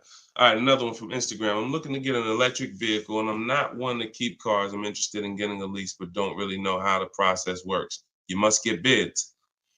You must get multiple offers, or you're going to overpay. Electric cars, doesn't matter. Same process. Bid, exotic cars. When you look at, Sean's getting an electric truck. He probably got it already. But he sent me this message, and he was looking at a $73,000 F-150 Lightning. He ended up getting $20,000 off the truck. Now he's buying it. He's not leasing it. So, Taupe had an electric BMW lease. She got a BMW i4 e-drop, $54,000. She got her bids. She ended up saving $8,500 total with the rebates and the discount. She's paying $690 a month for a $54,000 vehicle. So these deals that you're seeing, these are real deals. These are below market deals. These are not going to be had going into dealers and negotiating because one, you're never going to get that deal from an 80% dealer. It's not going to happen. An 80% dealer will never discount the car enough for you to get the best price. So you don't know. Unfortunately, there's no sign that's on, hey, we're an 80% dealer. Don't come here. There's no sign. The only way that you know is by getting multiple offers. Now, you could do it manually. You can call around, talk to some sales managers, and try to get at least 5 offers. We do it online. We do it with scripts and templates, and that's what's in my book. So if you just jumped on, my new book is called Cars from Home, 7 Steps to Saving Time, Money, and Avoiding Dealerships. It has all my templates in there, all my scripts. It's normally $97. But while we're on, for the next 30 minutes, you can get it for $24 if you get to my link in my bio before the 30-minute countdown is up. Once the 30 minutes is up, it does go back up to $97, which is still a great price because everything in that book is going to save you thousands and thousands of dollars. That'll be the most valuable book, but that's only if you want to use my scripts, my resources, and have me do the talking, which is you typing. But if you're going to do the talking, then I would call around and I get at least 5 offers, or you're going to overpay. No doubt about it. At least 5 offers. Okay. You can't calculate a lease manually. You can't try to calculate a lease and think. And even if you can calculate a lease manually, you still don't know what rebates are, what incentives there are. Sean didn't know there was $15,000 in rebates. How did he find out? Multiple offers. The best offer ends up revealing, wow, it's $15,000 in rebates on this truck. He wouldn't have knew that just walking in and trying to see, all right, what's the best deal I could get? 80% deal is never going to tell him it's $15,000 in rebates. So multiple offers is a must. Okay. Go ahead, Dola. Great question. I'm new to your platform. I joined late. What do you recommend I do? I'm not sure I understand the question. What do I recommend you do about what?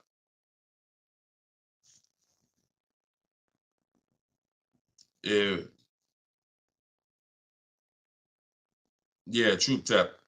Send a follow-up question to that because I don't really know what you mean by that. What are you're new to my platform? Are you talking about this show? Just be a little bit more specific with your question. Let's see if we can get you an answer. Swagger at Instagram says, I have an S550, still owe 40 grand. I plan on paying it off by summer 2025. Should I trade it for an S63? Run a race and start another race. The whole nother race. So you buy a whole car, spend years to pay it off, throw tens of thousands of dollars at it, pay it off, and then go trade it again and do the same thing over and over again. Next time with a higher price car that you will throw more money at. This is the problem. You don't understand leasing. That's the problem. See, there's no way to make that make sense. You still owe 40 grand on the S550. You're trading in your cars while they're still losing value every year dramatically. This is what we call the depreciation curve. If you've been on the show, you've seen it before. If this is your first time, this is how you understand what's going on with your car. This is the unseen expense. So when you buy that S-Class, it's losing thousands of dollars every couple months. And then you're see, there's three kinds of people. People who get great lease deals. Well, I'm not going to say that. People who lease, people who buy and keep long term, and they keep long term so that they can avoid the depreciation. And then there's people who are stuck in this middle right here. This is 2 years, 3 years, 4 years, 5 years, 6 years, all right here, when your car is losing the most money. So what you do is, see, it has nothing to do with how you paid for it. You can pay cash, doesn't matter. When you take a loan, now you're financing this depreciation and you're losing more. But when you say, all right, I bought this S-Class, now for the next 6 years, it's going to lose tens of thousands of dollars, and then I'm going to turn around and I'm going to trade it. You never get to a point like where you can win for the purchase. See, some of you have been taught paying off the car is the win. No, it's not. Paying off the car is not the win, because if the car is still losing value like this, if this is the way it's still depreciating, and you get rid of it anytime while it's like this, you lost. You lost. The key is to keep the car so where the depreciation starts to look like this.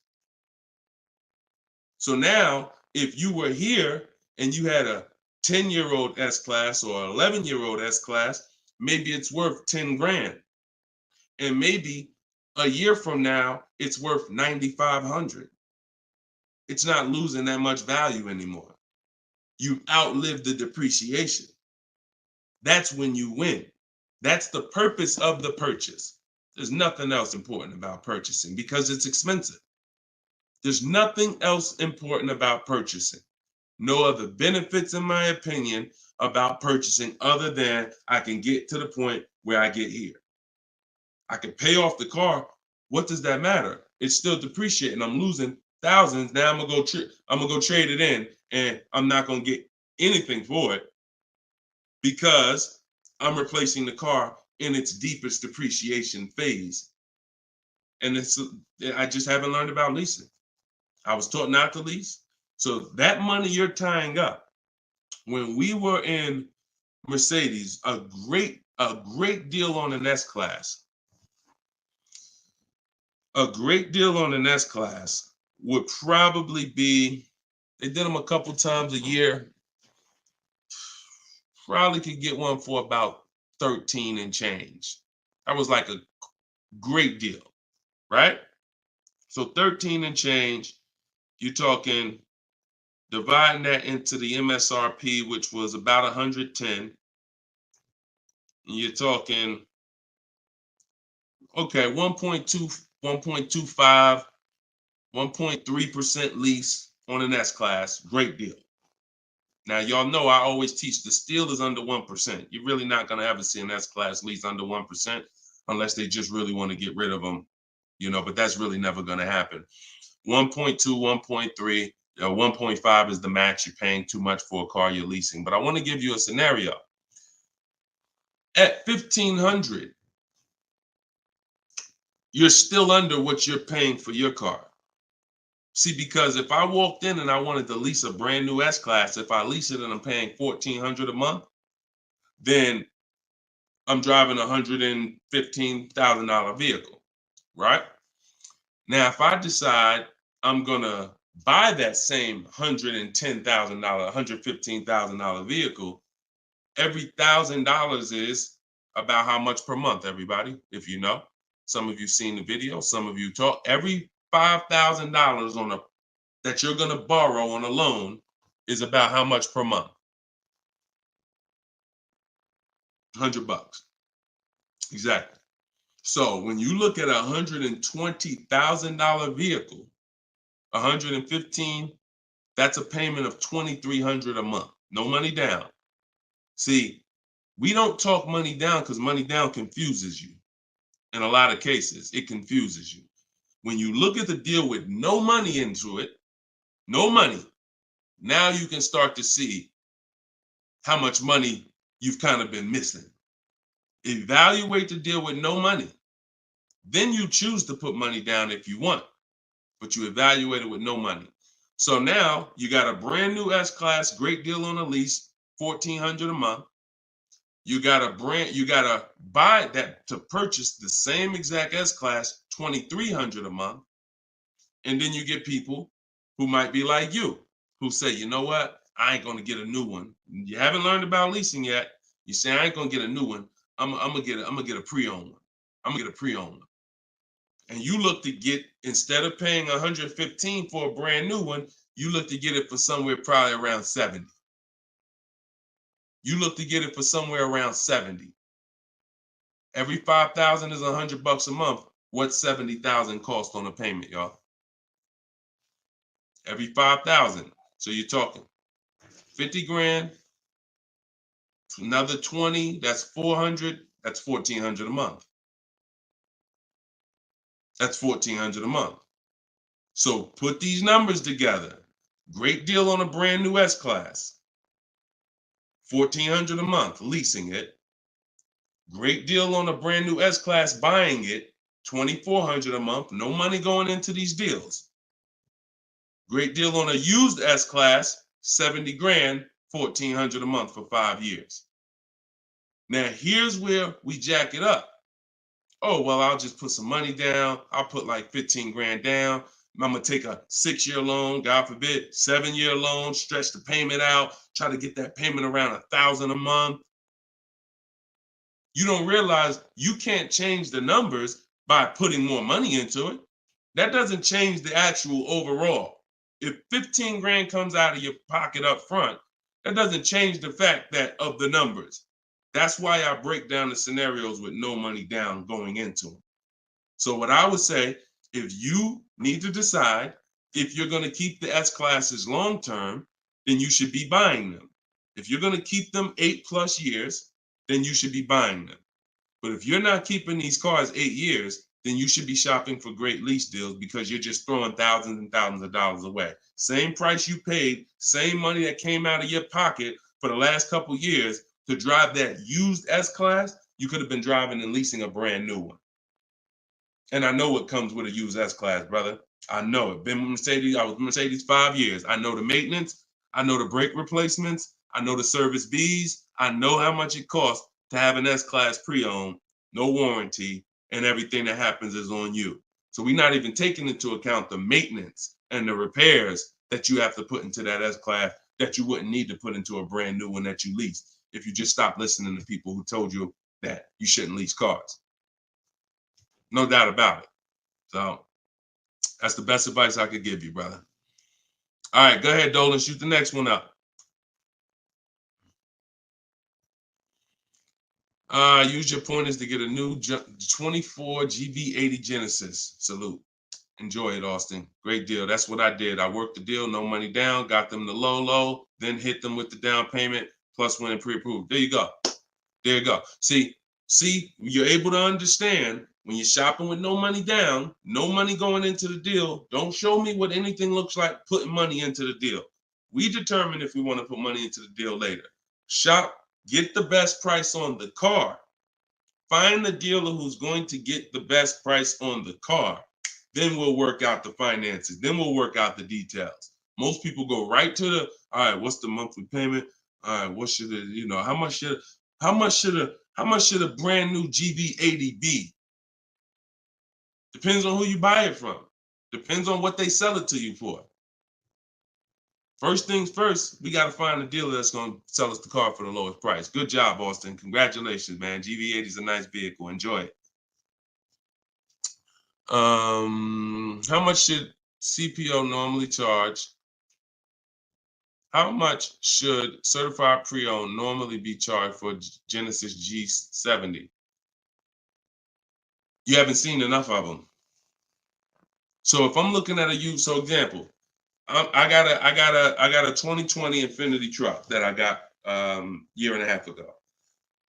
If I went in wondering how much it should cost without knowing, then the market's going to tell me. Now our goal is to get below market deals. So whenever we're getting below market deals, we are always we need to know what the market is first. You can't get below market deals if you don't know what the market is. So when we're getting offers on new cars, it's easy because we can see what the market is with all the offers we get. We get 5 offers, we get 7 offers, we can see what the market is. And we can see the low side of the market, we can see the high side. You got to do the same thing with used cars. And you go on every marketplace, we use 8 of them. We use cars.com, Driveway, Carvana, CarMax. Some people say, oh, CarMax is, if they're, listen, I don't care if CarMax is overpriced 90% of the time. The 10% of the time that they're not, they're going to be in the runnings. You know, it's like Best Buy. I know Best Buy is going to be overpriced for electronics 90% of the time. But when I needed to get an iPad for my wife, Best Buy had the best price. So if these people need to be in the runnings or you're going to overlook some savings. So yeah, we'll look at, CarMax, Driveway, Carvana, Carfax.com, Cars.com, Auto Trader, Car Gurus, eBay Motors. So we're looking everywhere there used cars. And then we're going to look and we're going to sort by lowest price to highest price to see where the low side of the market is. Then we do our narrowing down. I need to know what the low side of the market is. If it's 24, if it's 4, when I was shopping for my truck, the low side of the market was 30 to 31 to 32. That was the low side of the market. So when I saw it and I narrowed it down based on Carfax. This is how we narrow it down. This is my system. All in my book, all of what I teach, all of my live shows, this is our system.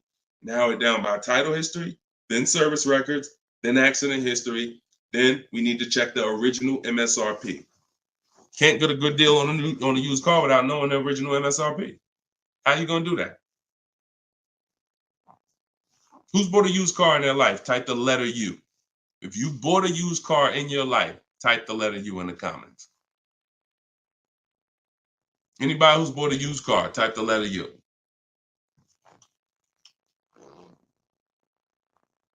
Okay, Cash, I see you. Andre and TikTok, I see you. Okay, Cash. All right. King of Rap, I see you. Okay, if anybody bought a used car, okay. How you get a good deal without knowing what the car was originally? I gotta tell you, I'm the bad news first person. I can lead you to the good news. I gotta tell you the bad news first, though. Think about that. How am I buying something used knowing how much I'm saving without knowing the original price of the item?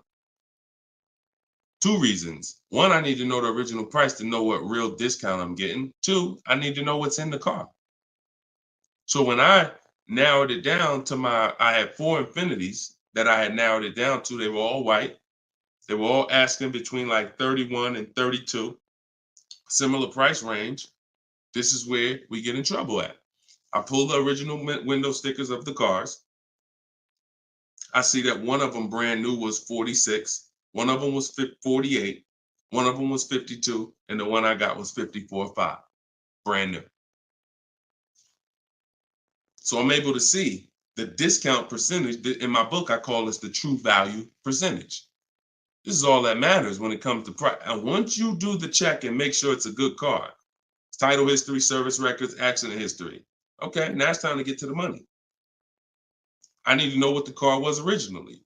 I know 54,000. This one I paid 31.8 for. I got a 42% discount. Now, if I would have took the one that was $1,000 less on the asking price, because I didn't know how to do this. Now I didn't know that one was only 48,000 brand new. So it's a smaller discount. It's probably only saving me 30-something%. The one I got was 42%. Forget what the dealer's asking. The dealer was asking $1,000 more than the other ones I was looking at. But once I saw what the original price of the car was, I knew that that was the best value because you got the most expensive car brand new. Why would I take a car that has less equipment because they're charging $1,000 less for it? But it has 7,000 less equipment in it, 7,000 less features in it. It's the little things, y'all. It's not the big thing. It's the little things that you're missing. And this is what we do. This is why I'm here. And for those who are willing to listen, we teach you how to do it the right way. These things you haven't been taught to do. And once you hear it, you're like, dang, that makes sense, right? How the heck? Why wouldn't I want to know what the new price was? Don't even know what equipment's in the car. I knew the day I got the car, it was an edition 30. I saw the original window sticker, remote start, all these features, backup cameras all around, black mirrors. I saw all of that because I got the original window sticker. These are the things you must do. And the last thing we do is we verify there's no bogus fees before we go to the dealer. Because some people be in the lowest prices online, but they have no intention to sell the car for that price. They want you, they're depending on you to come in because they know other people will, untrained, no strategy, walk right in. Hey, I saw the price online. Okay, yeah, sit down, sir. Let me do these numbers for you. Price goes up by $5,000. No intention. So you wasted your time.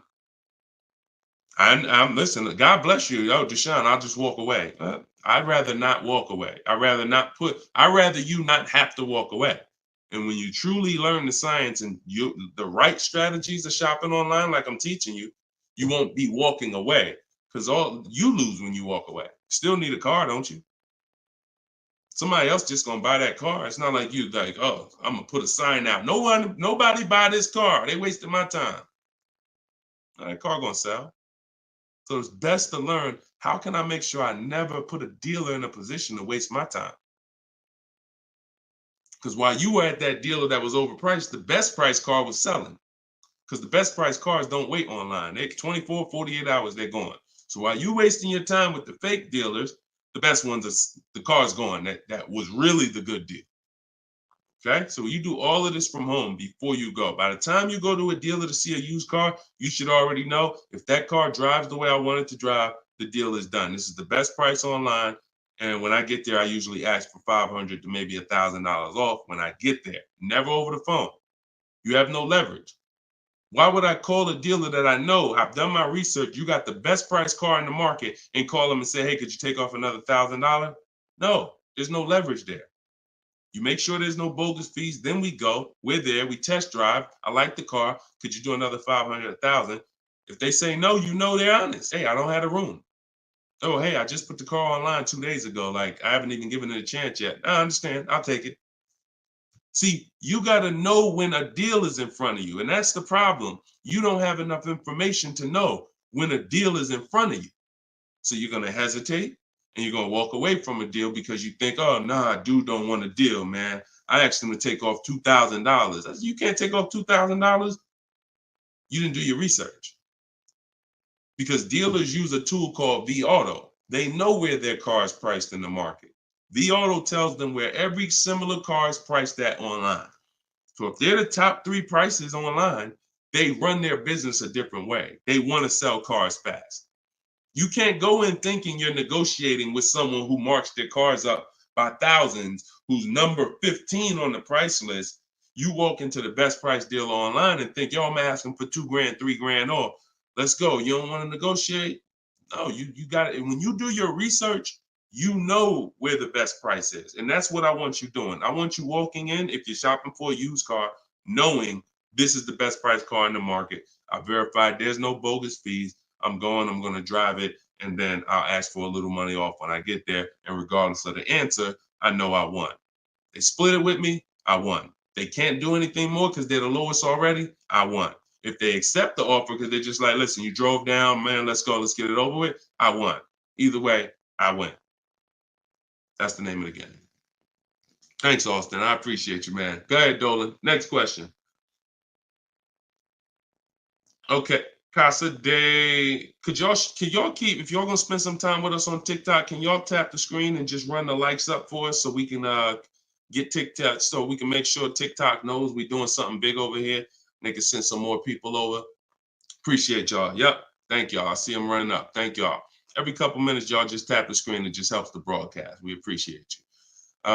This is from Facebook. Casa de Cel. Hi, I'm paying off a Land Rover. Blue Book says its trade-in is $40,000. That's garbage.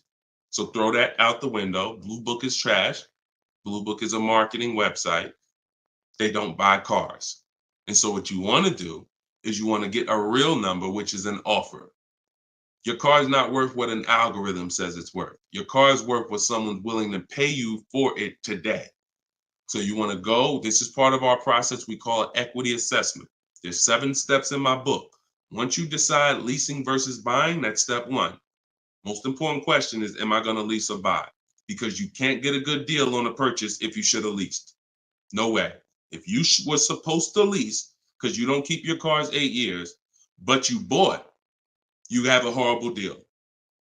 You're going to lose tens of, it depends on the price of the car. You'll lose over 10,000 on a higher price car. You probably lose 4, 5, 6 grand on a lower price car, at least 4 grand, 5 grand. So that's step 1. Now, once you decide that, we move to step 2, which is the equity assessment. Equity assessment is any vehicle we have, we need to assess if there is equity in it or what the equity is. And it's based on offers. So when you go to Kelly's Blue Book instant cash offer, not KBB, not Blue Book, instant cash offer, Kelly's Blue Book, you're going to see that Kelly's Blue Book led you astray. In most cases, telling you your car is worth $48,000. Because this is when we begin to expose that Kelly's Blue Book was a marketing website and they would tell you anything. Kelly's Blue Book is owned by autotrader.com. What they began to do maybe 7 years ago is they begin to buy cars. So they didn't just give you there was a little button on here that says, we'll make you a cash offer. And I would do this with people in the dealership when I was there. They would come in and say, hey, Blue Book said my truck is worth $48,000. I said, oh, really? Well, and I explained to them that Kelly's Blue Book is an algorithm site, but they do have this feature where you can click a button and you go through a nice 5-minute appraisal and they'll make you an offer themselves. So now let's go through this and let's find out what they're going to offer you. And you go through the 5-minute appraisal and they make you a cash offer, and it's usually $2,000 to $3,000 less than what they told you your car was worth. So they'll send you into a dealer fighting for a number that's not real, and you're looking unresearched, unaware, walking out saying, oh, well, I know my car's worth 48. So that's why we don't use them. And again, the offer you're going to get is from them. So it's not even like, well, oh, we don't use Kelly's Blue Book. And then, no, we use Kelly's Blue Book, the instant cash offer tool. And you're going to use that. You're going to use CarMax. You're going to use Carvana. You're going to use Driveway. You're going to use AutoNation, Sell My Car. And you're going to use Car Guru, Sell My Car. And this will take you about 20 to 25 minutes. You're going to get 6 offers because everything we do is a bid. And then you'll know what your car is really worth. That's the first thing. Before you think about what you're going to replace the car with, let's get the real most money for your car. Equity assessment. So do that first. Okay? Yeah, Kelly's Blue Book is trash, but not the instant cash offer tool. But yeah, we would be sitting there and the person will have their printout, like a number like that, 48,000. And then we go right through it and they're like, oh, wait, now they only offer me 45. Yeah, right? So if the people who told you your car is worth 48 is only offering you 45 for it, what does that tell you? Oh, go back to that site that they offered you 48. You see all those banners, see all those marketing banners and ads? Yeah, that's why they need millions of people to come there to have that make sense for them. All right, go ahead, Dolan. Next one. Right. This one's TikTok. Can I get advice on walking in a dealership with a check in hand strategy? Don't walk in with a check in hand. 80% of deals are overpriced, Andre. You can walk in with a check in your hand. If you get somebody who's really good, they're going to take the check. And that's the mission.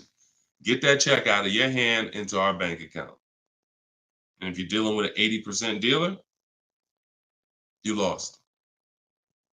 See, again, I'm giving you boundaries so that you can understand. If you break the boundaries, if you choose to go over the boundaries, that's fine. But I've been doing this for a very long time, and everybody that knows me, everyone that's close to me, be it here in New Jersey or be it in my group, they know that I'm the person who helps you save the money on cars. I would put my money against anybody that I'll get a better deal than you. Now, if you're shopping, I wouldn't put my money against any of my people who learn from me. Anybody that learns from me, I wouldn't bet that I could get a better deal than them. If we got the same time frame, we're gonna get about the same deal. But somebody who has no strategy, just shopping, going into dealers, I'll put any amount of money. I bet you $1,000 today that I get a better deal than you without even leaving my house. So I want you to be in that position because you don't know who you're dealing with. If you're in an 80% dealer, they knock off $3,000 for you, $5,000. You think you won? Look,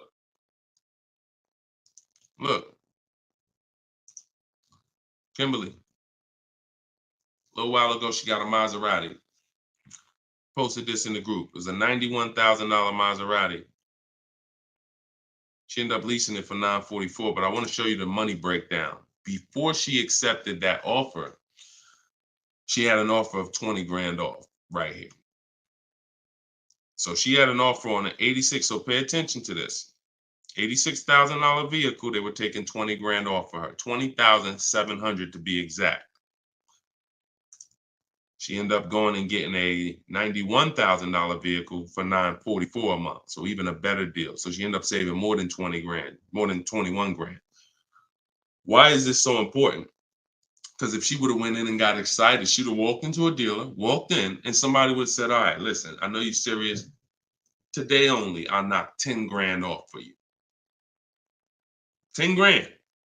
She probably never heard that in her life. $10,000 you're going to take off the price of the car. Yeah, I knocked 10 grand off.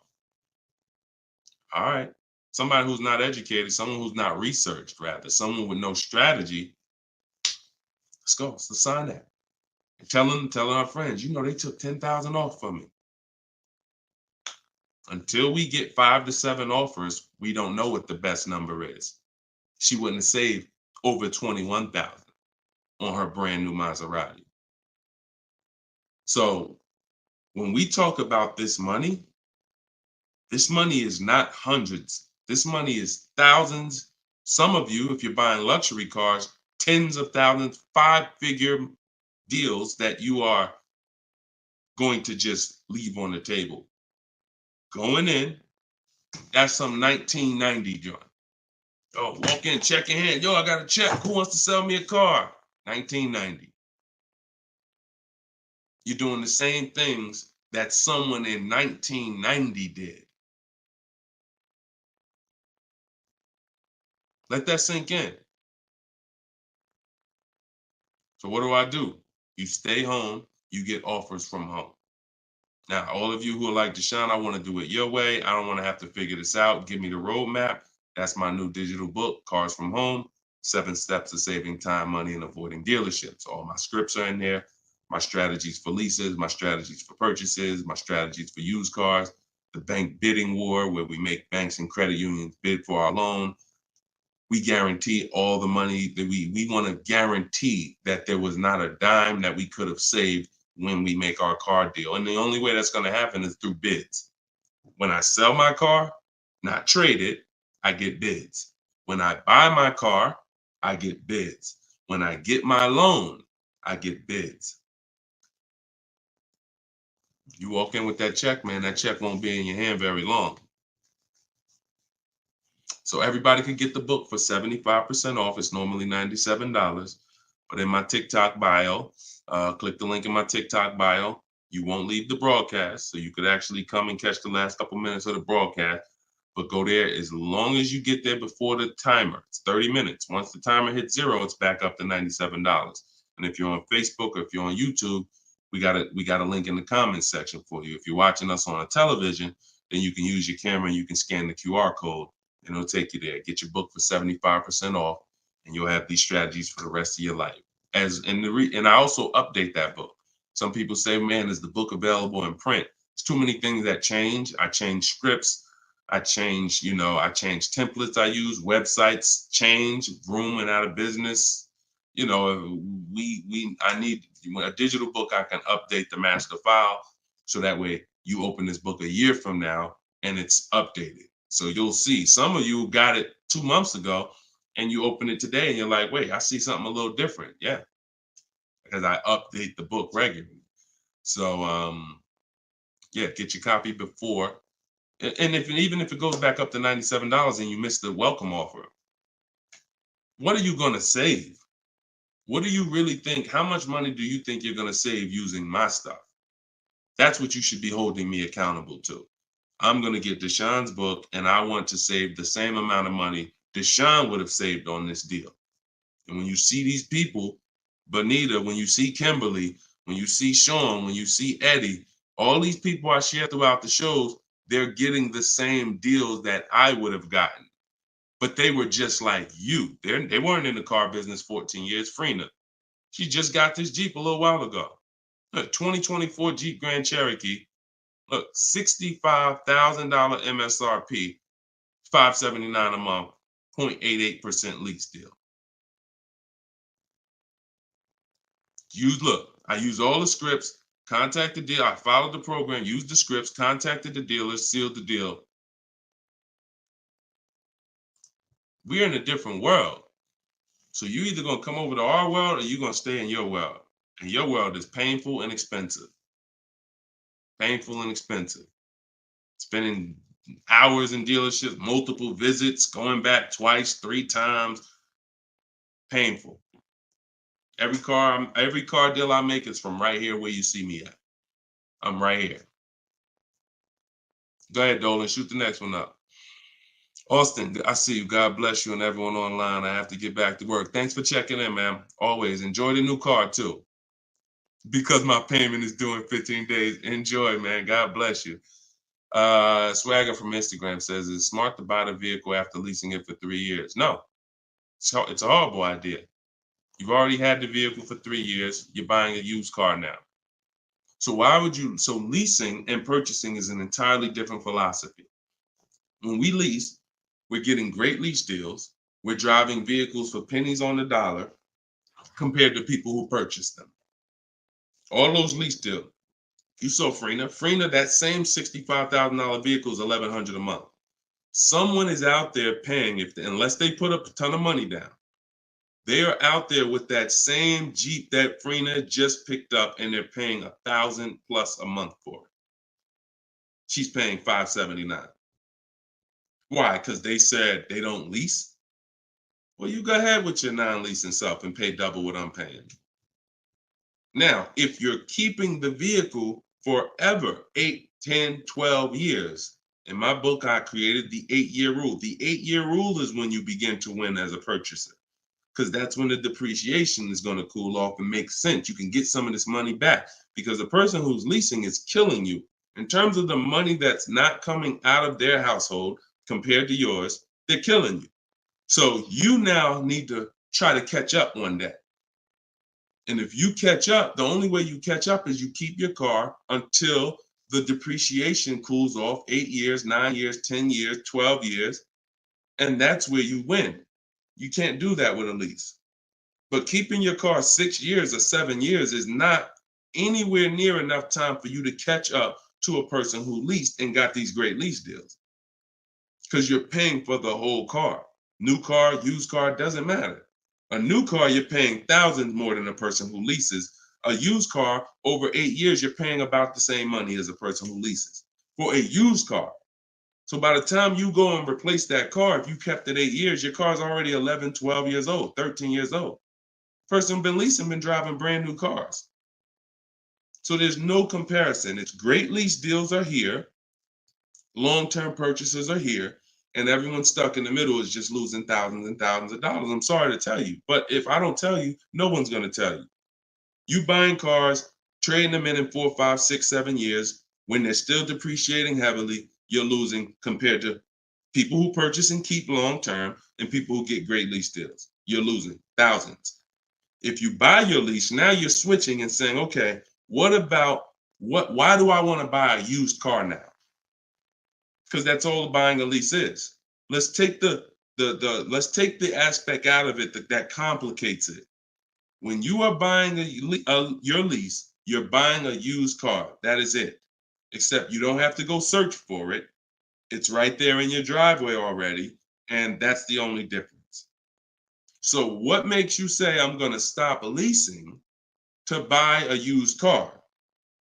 You'd have to be saying I'm ready to keep something long term, 8, 10, 12 years. So if you're ready to keep something long term, then buy it.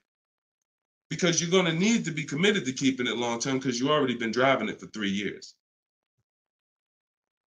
You've already been driving it for 3 years. So where are we actually going? You're going to look up in 3 years, 3 more years, and you're going to say, Dad, I had this thing 6 years now. Now, if you're like most people who buy their leases out, you're going to take a 6-year loan. Because in order to get a comparable payment to what you were paying for your lease, you're going to need a 6-year loan. So now you're going to look up that, just so you know, 6-year loan plus the 3 years you leased it, that's 9 years. Same car.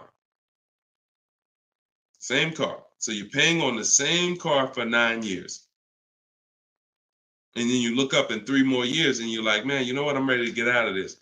Still got 3 years of payments left.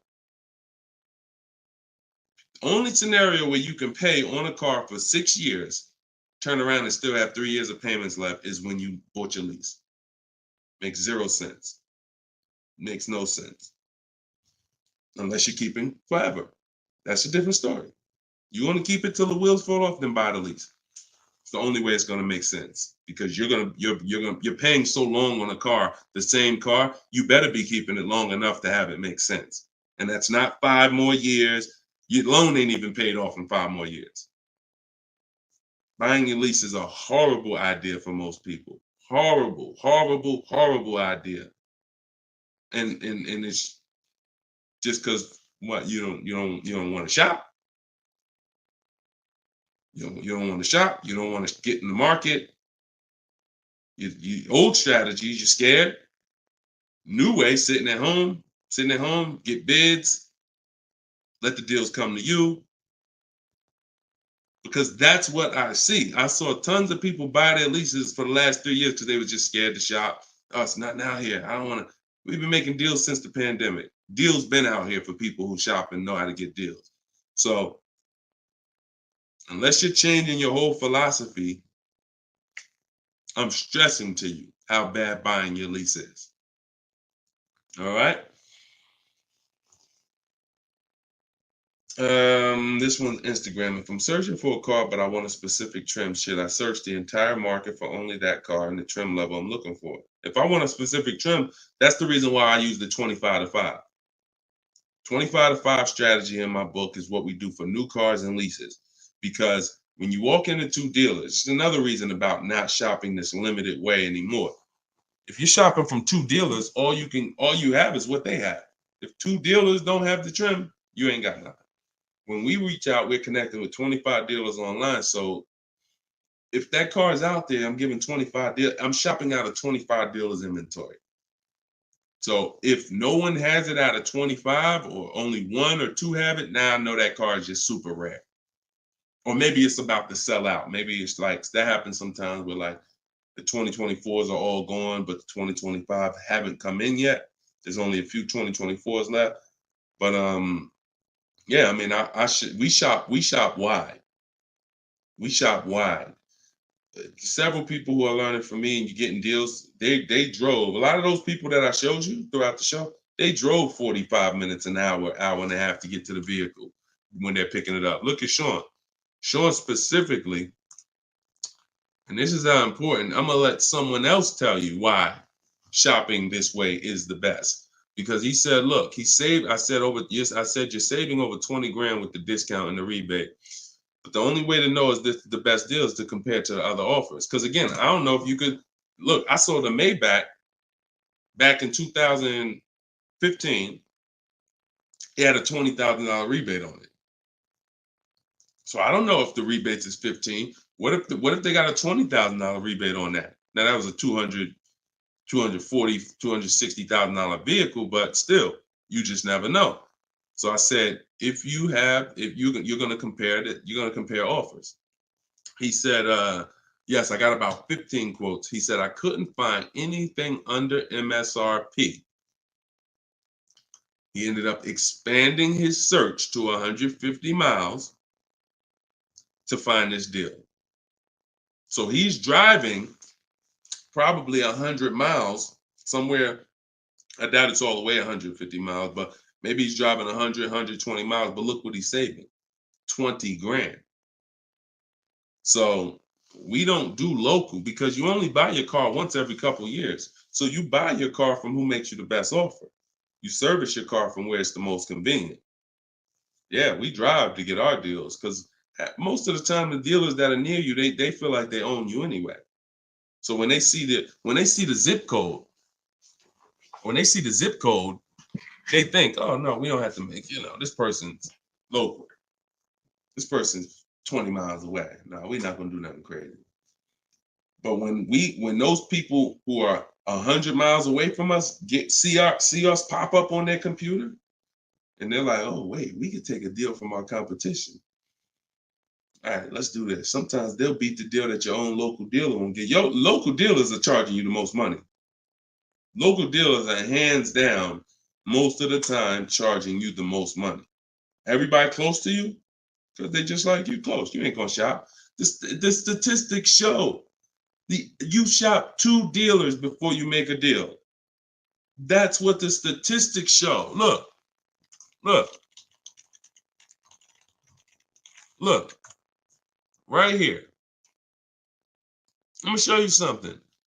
When I tell you, look, no offense, I wouldn't be trying to help you if I could, but I gotta keep it real to you. This is all stuff we know about you. Look, how many dealers does the average person visit before buying? 39% future car buyers plan to visit at least 3. They won't, because the actual statistics show 4.2 websites a person visits, and then it's 2. It's actually 2. Hold on. Let's see where it's at. Only 1 in 3 potential. The answer's 2. I ain't gotta tell y'all. People say, oh, I plan to visit 4 dealers. You ain't visiting no 4 dealers. You're gonna get tired. Time you get to the 3rd one, you're gonna be like, okay, this is getting old fast. I mean, we could get it over with. 2 is the answer. So if the industry knows that you visit 2 dealers before you make a deal, why would I give you a great price? So when you're using what I'm telling you to use, and you're sitting at home and you're talking to 25 dealers, you have 25 dealers in your inbox. When you're sitting at home and you're looking at all the used car market in a 150-mile radius of you, oh, now you're not the normal shopper. The normal shopper is going to get the normal deal, market value or over market value. That's what normal shoppers get, depending on how bad you are, over market value, depending on how unaware you are. But market value, over market value. That's normal. People with strategy, multiple dealers getting bids, below market. That's the difference. We shop wide. This local is dead to us. Local is dead to us, and it should be dead to you. I want you to kill it. All right, kill that whole mindset. I don't need to buy my car locally. I'll drive into the next state. I remember Shonda last year, California. She bought a Volvo, and she said to Sean, she's in our group. She said, everybody in Northern California. She said, my best deal, I think she was saving like 3 grand off MSRP. And she's like, but it's a dealer in Southern California, though, that's taking like 6 grand off of me with my Costco rebate. I said, okay, what you gonna do? She said, I just bought a plane ticket, $79. I said, there you go. That's what I would have did. That's a sweet plane ride. I'm taking a plane, $79 to save 3 more grand than my local dealer was gonna give me up here. Sweet plane ride. So local's dead to us. We go where the money is, and we enjoy that ride home. Nothing like driving home for an hour knowing you just saved a ton of money. So that's it, y'all. We've been on for about an hour and 15 minutes. We like to keep these shows right around there. In my bio, I do have the link to when I'm going to be live next. So I'll make sure that, as long as we keep doing these live shows, again, it's going to be up to you guys. If you guys continue to show up, if you guys continue to tell your friends, then we'll keep doing the shows. But if not, we can certainly do the broadcast, because the broadcast, people get value out of them. So we've seen it, for the last 3-4 weeks since we've been testing this, we've seen people get value out of the rebroadcast. So what's the point in Deshone coming live regularly if people are going to sit and watch the rebroadcast? So, but if y'all going to tell people when we live and bring people and share, then certainly we'll keep the live shows going. But the entire show is sponsored by my new digital book, Cars from Home. So if you want everything I teach in one place, you got it right there. We don't hold back on this show. We don't hold back in my social media videos. That's why they're, thank God, continuing to be seen by millions of people. But that's for different types of people too. So whenever you're navigating all my social media videos and you're trying to piece it together, some stuff is in there for high mileage drivers. Some stuff is in there for used cars. Some stuff's in there for leasing. Some stuff's in there for negotiation. Some stuff's in there for how to format your deal. So you're trying to piece all this stuff together.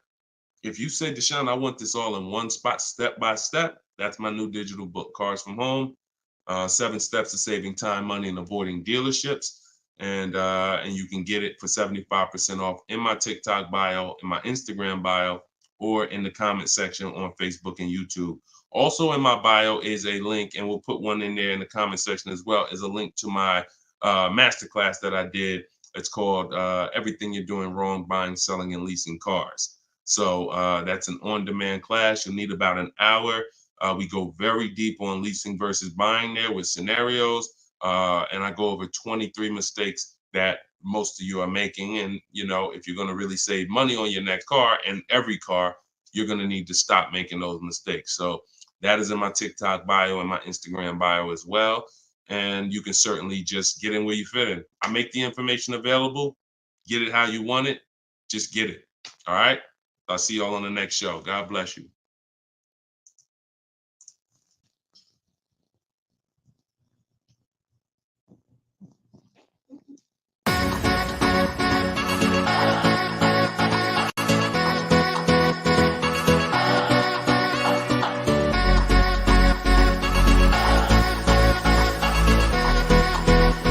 The worst possible thing you could say when you walk into a car dealership. I spent 5 years with Mercedes-Benz, 5 with General Motors, and the worst thing a person could say when they walk in is, if you could just get me to this payment, we got a deal.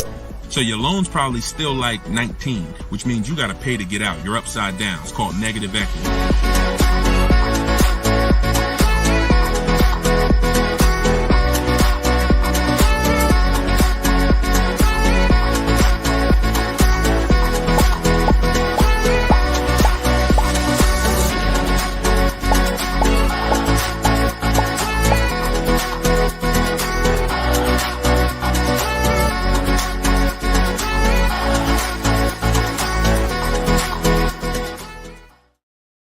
What's going on? Welcome, everybody. This is episode 9 of Car Shopping Questions and Answers. I'm your host, Deshone, publicly known as Deshone the Auto Advisor. We're live now on 4 platforms: TikTok, YouTube, Instagram, and Facebook. And this is our live show. It is Tuesday at noon. We do these shows throughout the week to make sure when you are ready to get car shopping information that no one else is going to give you, you know where to come for it. So you guys can start typing your questions while I take care of the housekeeping. We have Dolan in the background who'll be bringing your questions in. Shout out to the people running the likes up on TikTok. Appreciate y'all tapping the screen. I'm the author of the new digital book, Cars from Home, 7 Steps to Saving Time, Money, and Avoiding Dealerships. And I feel it's only right to start this show with two reports I got, which were great. I had somebody write us and talk about the deal they got on this 2024 Mazda CX-90. MSRP was $44,820. They got a $6,500 discount from home. Shout out to you, Tiffany. I appreciate it. This is what we do. And when we think, when we launched this live show a few weeks ago, my plan was to, my prayer rather was that people would take the book, use the book, write me your success stories so we can feature you here and feature your deals. These are below market deals. These are not advertised deals. And she got this by handling the process from home, getting multiple offers like we teach. We also had Barrett write his review on Goodreads. So we were 4.94, almost 5 stars. Book is outstanding, a must-have for anyone seeking to buy, lease, or even sell a car. It's presented in a very professional, easy-to-follow, step-by-step manner that covers every situation from buying, leasing, cash, credit, good, bad. Although I purchased and leased several cars in my lifetime, I learned new tactics to obtain the best value for my money, and it even has a wish list, yes, to help you separate your wants from your needs. Come on, Barrett. Appreciate you so much. Everybody who wants to get your copy of Cars from Home, it's normally $97, but for the next 30 minutes, you can go to my TikTok bio or my Instagram bio, or we have a comment pinned for you guys on Facebook and YouTube, and you can get your book for 75% off. So you won't pay the normal $97. You'll pay $24. But once that timer hits 0, your price is $97, which is still a great price. So now that the housekeeping is done, we can start with the questions. And if you got the first one, Dolan, feel free to bring it in while I put the banner up for those who want to get their book. Okay, is it better to shop online or in person? Well, you have no leverage in person. In person, you're competing with a person who negotiates every day, 2-3 times a day throughout the week. You're no match. I don't care how good you think you are. The best trained professional is just going to be better than you. And that's because they do this every day. Now, the second reason it makes no sense for you is because from a leverage position, you can't put them against their competition. You don't know where the real bottom is. And so you're going to overpay. And even if you get a good deal, who's done this? Be honest. You leave the dealership and you're like, you think we did okay? You think we could have got a little bit more? Think we could have got a little bit more off? That's called buyer's remorse. That's the seeds of buyer's remorse. Anytime you wonder if you could have got more money off, that's buyer's remorse. So we never wonder, and the way you don't wonder is by shopping online, getting multiple offers from multiple dealers, letting people compete for your business, and then choosing the best one. And if you really think about this, this is how you shop for everything in life. This is how you shop in the grocery store. When we go into the grocery store, we're not looking to try to not overpay for the spaghetti sauce, right? We're not looking at hoping that we don't overpay for the grapes today, or let's use for the potato chips we're going to buy, because we already know there's so many options and there's so many people that are competing against each other to sell us something. And that is how you guarantee your best deal, when you have multiple people competing. So when you are leasing a car or buying a car, you need to get at least 5 bids. When you are buying a used car, you need to be shopping wide. You need to be shopping within 75, 100 miles of you. And that's a minimum. And then you need to be looking at all the websites that have used cars, so that by the time you make your decision, you've seen so many options, so many offers, that you have 100% peace of mind. Now, that's just when it comes to buying the car. When it comes to replacing your car, because some of you know there's a word we don't use, it's a T word. It's 2 words we don't use. One is trade, one is down payment. Because we sell our cars, we don't trade. You never get the most money for something trading it. I don't care what you have. You got a baseball card, You trade that baseball card for something, you're not getting the most money for the baseball card. How do you get the most money for the baseball card? Put it on the market. Put it on the open market and let the buyers come to you and see what the best offer is. Never going to be from a trade.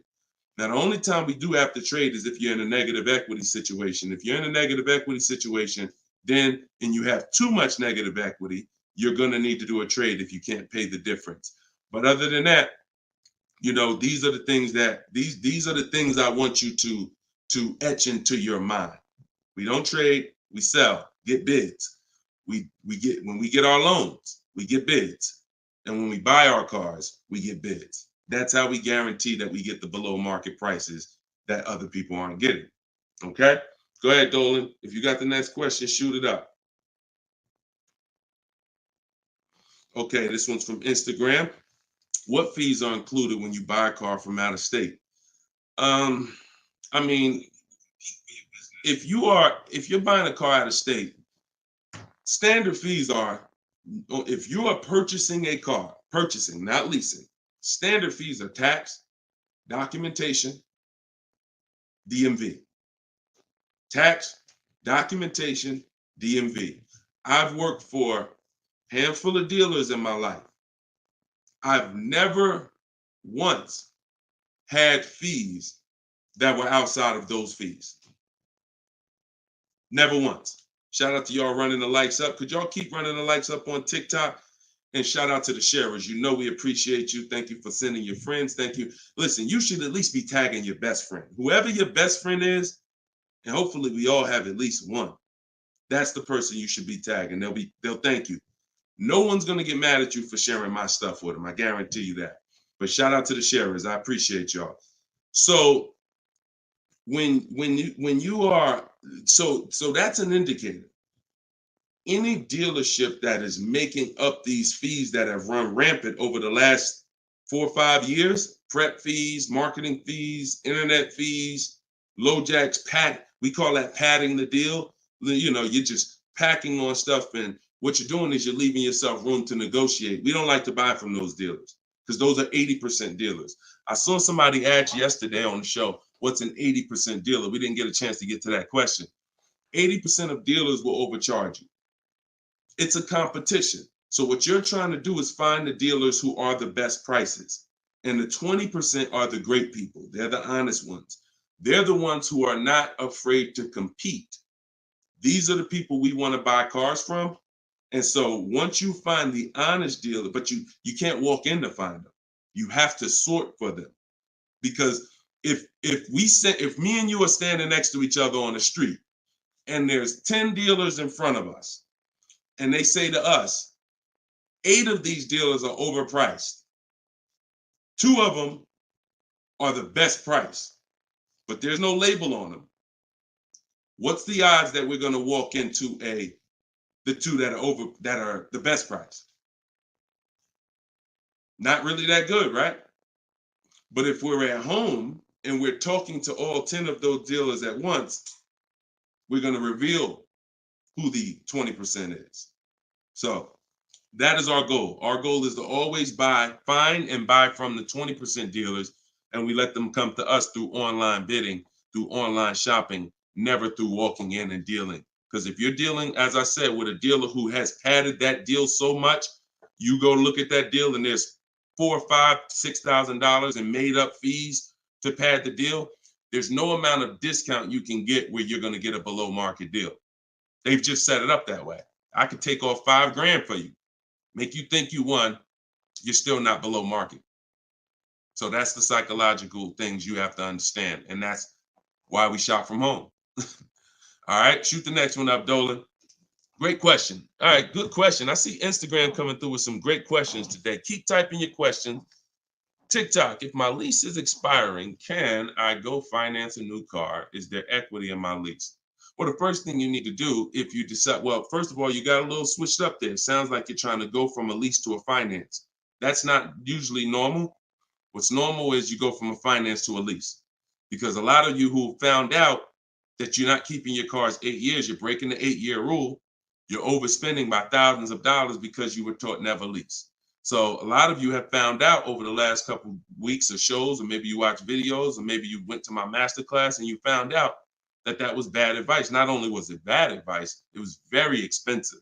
It has cost you more money than you should even calculate. It doesn't do you any good to calculate how much money you lost not leasing when you're not a long-term person. But that's the more common path, finance to a lease. To go from a lease to a finance is a different mindset. You go from getting cars, paying a very small amount to drive brand new cars, and then transitioning to a finance. So first step, my process is 7 steps. The first step is always to choose leasing versus financing. Good. Thank you, Mr. Silva. I appreciate you. Shout out to everybody tagging on TikTok. Appreciate you. That's the first step. I call that the most important question. So for everybody's on here who's car shopping, if you're car shopping now or you will be in the next 12 months, type me in the comments. Everybody who is car shopping right now, or you're going to be car shopping in the next 12 months, type me in the comments. And I'm going to give you the first word. And I want y'all to always, when you come on this show, be prepared to dialogue. Like, be prepared to dialogue. Have your hand by your keyboard. You're going to learn a lot more engaging in the dialogue than you will sitting back and just listening. Active learners learn better than passive learners. Okay? So now, all of you who said me, I want you to ask yourself, how many years are you keeping the next car? Because this is the lease versus finance question. This is the lease versus buy. I'm not going to say finance because some of you are going to pay cash. This is the lease versus buy question. How many years are you keeping the next car? Gary said forever. Okay, there we go. So that's a good indicator till the wheels fall off, Joseph on Instagram. I see you. Okay, here's the question. 72 months. Okay, that's 6 years. You shouldn't be buying, Frankie. And I'm going to tell you why in 1 second. As long as it lasts. Now, when you want to try to get a little bit more specific than that, because sometimes you'll buy a bad car. It only lasts 5 years, where if we know we're going to keep this thing long term, we want to make sure we buy a car that's a quality car. That's what we want to make sure that we do. Buy a car that's a quality car. All right. So let's do, okay. So all of you, if your answer, I see you, Andrew, you 6, I see Teresa 10. Okay. Now, here's the rule. I call this the 8-year rule. The 8-year rule is based on when cars lose the most money. So it's not based on, see, some of you have been taught you pay off your car, get the title, do whatever you want. You want to trade it in, do what you want. I'm here to tell you that that's cost you because you don't understand the unseen expense. And the unseen expense is the one that's hurting you. That's depreciation. So the first thing you're trying to get when you're deciding I want a car is, how am I going to avoid big depreciation? Big depreciation. You buy a car for $30,000 today. What is it worth in 3 years? Even if you don't drive it. See, this is these are the things that you've been, oh, well, I want to buy a car. I drive as much as I want. But even if you don't drive a car, if I sat a car right outside your house right now and said, Lily, this car is worth $30,000, and you said, Deshone, I don't need a car. I already got a car. And I said, but it's yours. Here, it's yours. It's worth $30,000. You don't drive it. You come back a year later. What's that car worth? Told y'all, stay by the keyboard. What's the car worth? See, we're going to dispel this myth right now, because some of you don't understand, because of what you've been taught, that you think, oh, if I buy a car, I could drive it. I don't pay for the mileage. I'm going to show you that not only do you pay for the mileage, you pay even if you don't drive it. See, look, Alvin said 24.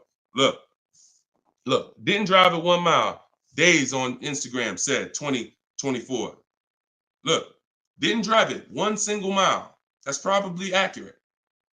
So think about that.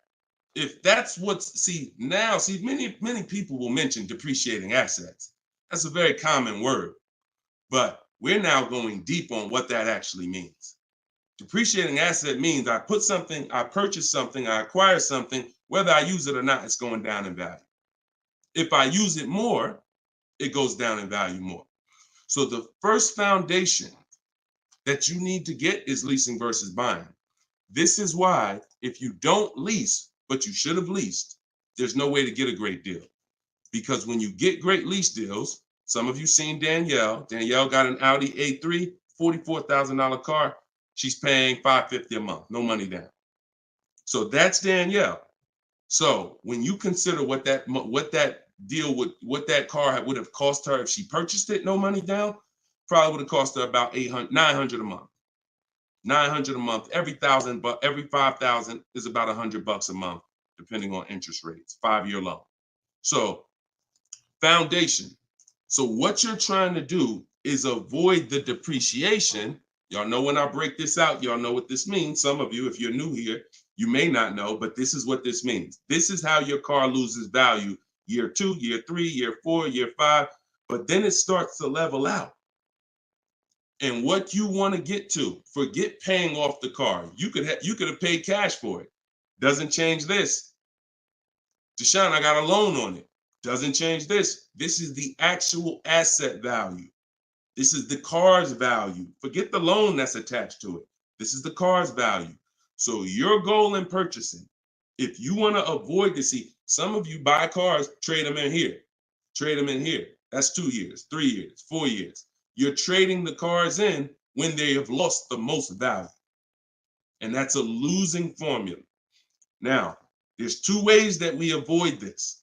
One is long-term ownership. Who has a car outside? They've had it for more than 8 years. More than 8 years. Type me if you have a car in your driveway or in your household, you've had it for more than 8 years. Type me. I see you, Gary. Okay. Okay, I see you, Sergio. All right, more than 8 years. I see you, 12. Now, this is where you win. Here's why. Your car is no longer losing value like this every year. Now it's only losing a little bit. Now it's only losing a little bit. You beat depreciation. See, the goal with a purchase is to beat depreciation, not pay off the car. You could pay off the car and still lose to depreciation because you replaced the car in the early life cycle. So if you are not buying the car with the intent to keep it long term, 8 years, there's no comparison to a person who's leasing. So there's 2 sides. One is the people like Danielle. One of the people who are like, Deshone, I'm not keeping a car 8 years. You should be shopping for aggressive lease deals, not normal lease deals, below market lease deals. That's what I teach. Or you should be purchasing, getting great deals, below market deals on purchases, new cars, used cars, with the intention to keep them long term. That's it. So that's all step 1. I call that the most important question. That my book is broken down into 7 steps. It's called Cars from Home, 7 Steps to Saving Time, Money, and Avoiding Dealership. Step 1 is the most important question. That's what we just hit on. It's the leasing versus buying, because you need to pick a side and you need to have a long-term plan based on what side you're picking. You can't be stuck in the middle. Stuck in the middle, you're going to lose all the money. You lose all the money stuck in the middle. Purchasing cars, flipping them in 3, 4, 5 years, you're losing all the money. Buying your leases out at the end, you're losing all the money because you're mixing the 2. Lease or buy long-term. This in the middle right here, that's the danger zone. Everybody clear on that? If we're clear, type clear. If we're clear, type clear. All right? This is Monday's live show. But wait, what day is it? This is Tuesday. Tuesday's live show, 12 o'clock. So whenever y'all don't see the banner on the show, then you know it's live.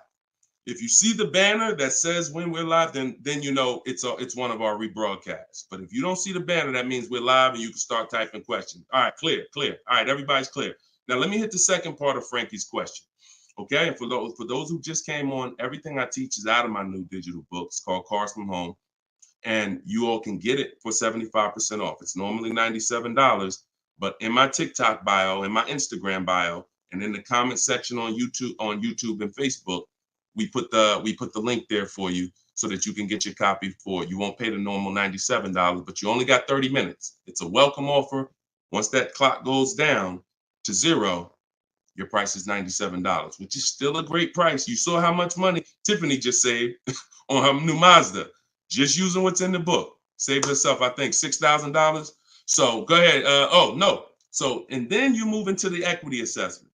So once you decide, Frankie, which you already said you're only keeping the car 72 months, you should not be purchasing. Because if you purchase, we already went to what's going to happen. You can't win keeping that car 6 years and then replacing it. So you should now be doing your equity assessment, which is calling your bank, get your payoff, and then you're going to go to the cash buying websites. Don't use algorithm sites because they're worthless. Car Guru, Sell My Car, CarMax, Carvana, Driveway, AutoNation, Sell My Car, AutoNation, Sell My Car. 6 offers, 3 are from dealers, 3 are from online buyers, and these are the best offers you're going to get. They'll cut you a check the same day. That's our bidding system. That is how we do our equity assessment. We do not trade our cars in because we're not going to get the money that they're worth trading, which I hit on earlier. All right. I know we got a lot of questions being typed. Dolan, you can shoot the next one in. Okay, this one's from Instagram. I'm looking to lease a GLS 450. Does Mercedes have any third-party restrictions on selling your lease? So I wouldn't concern myself with that. I'm going to tell you why. That's like trying to think about the purpose of equity on a lease is a bonus. Shout out to y'all running the likes up on TikTok. Appreciate y'all. If y'all could keep tapping the screen every couple minutes, if you could just give it a little tap, tap, tap. That just keeps running them up. Just every minute. Every time you hear something and you're like, oh, that was good. Tap, tap, tap. And it'll just keep the likes running up. Keep TikTok notified of what we're doing over here. So you never want to base the car you're going to lease on if it's going to have equity at the end. The benefit of leasing is driving cars for pennies on the dollar compared to what people purchasing them. And you're avoiding depreciation that people purchasing the vehicles are going to take. That's the benefits of leasing. Now, there's a lot of other benefits too. I mean, you're driving a new car. You're under warranty most of the time. Depends on how many miles you drive.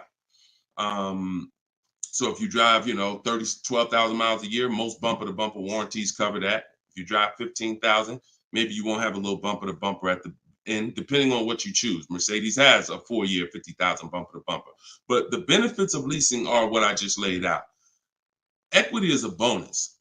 We don't want to look, equity is not something we ever want to base the vehicle we're going to lease off of. It's too many market changes that could affect it. A car could have high resale values now, and then in 3 years it doesn't, which means any equity will be eliminated because of the 3-year-old used car market. So you don't want to shop like that. You don't want to shop like that. Focus on, and what I teach in my book is you're going to pick 3 vehicles. Good to see you, Judith. You're going to pick 3 vehicles because leasing, it's so easy to get a great deal purchasing.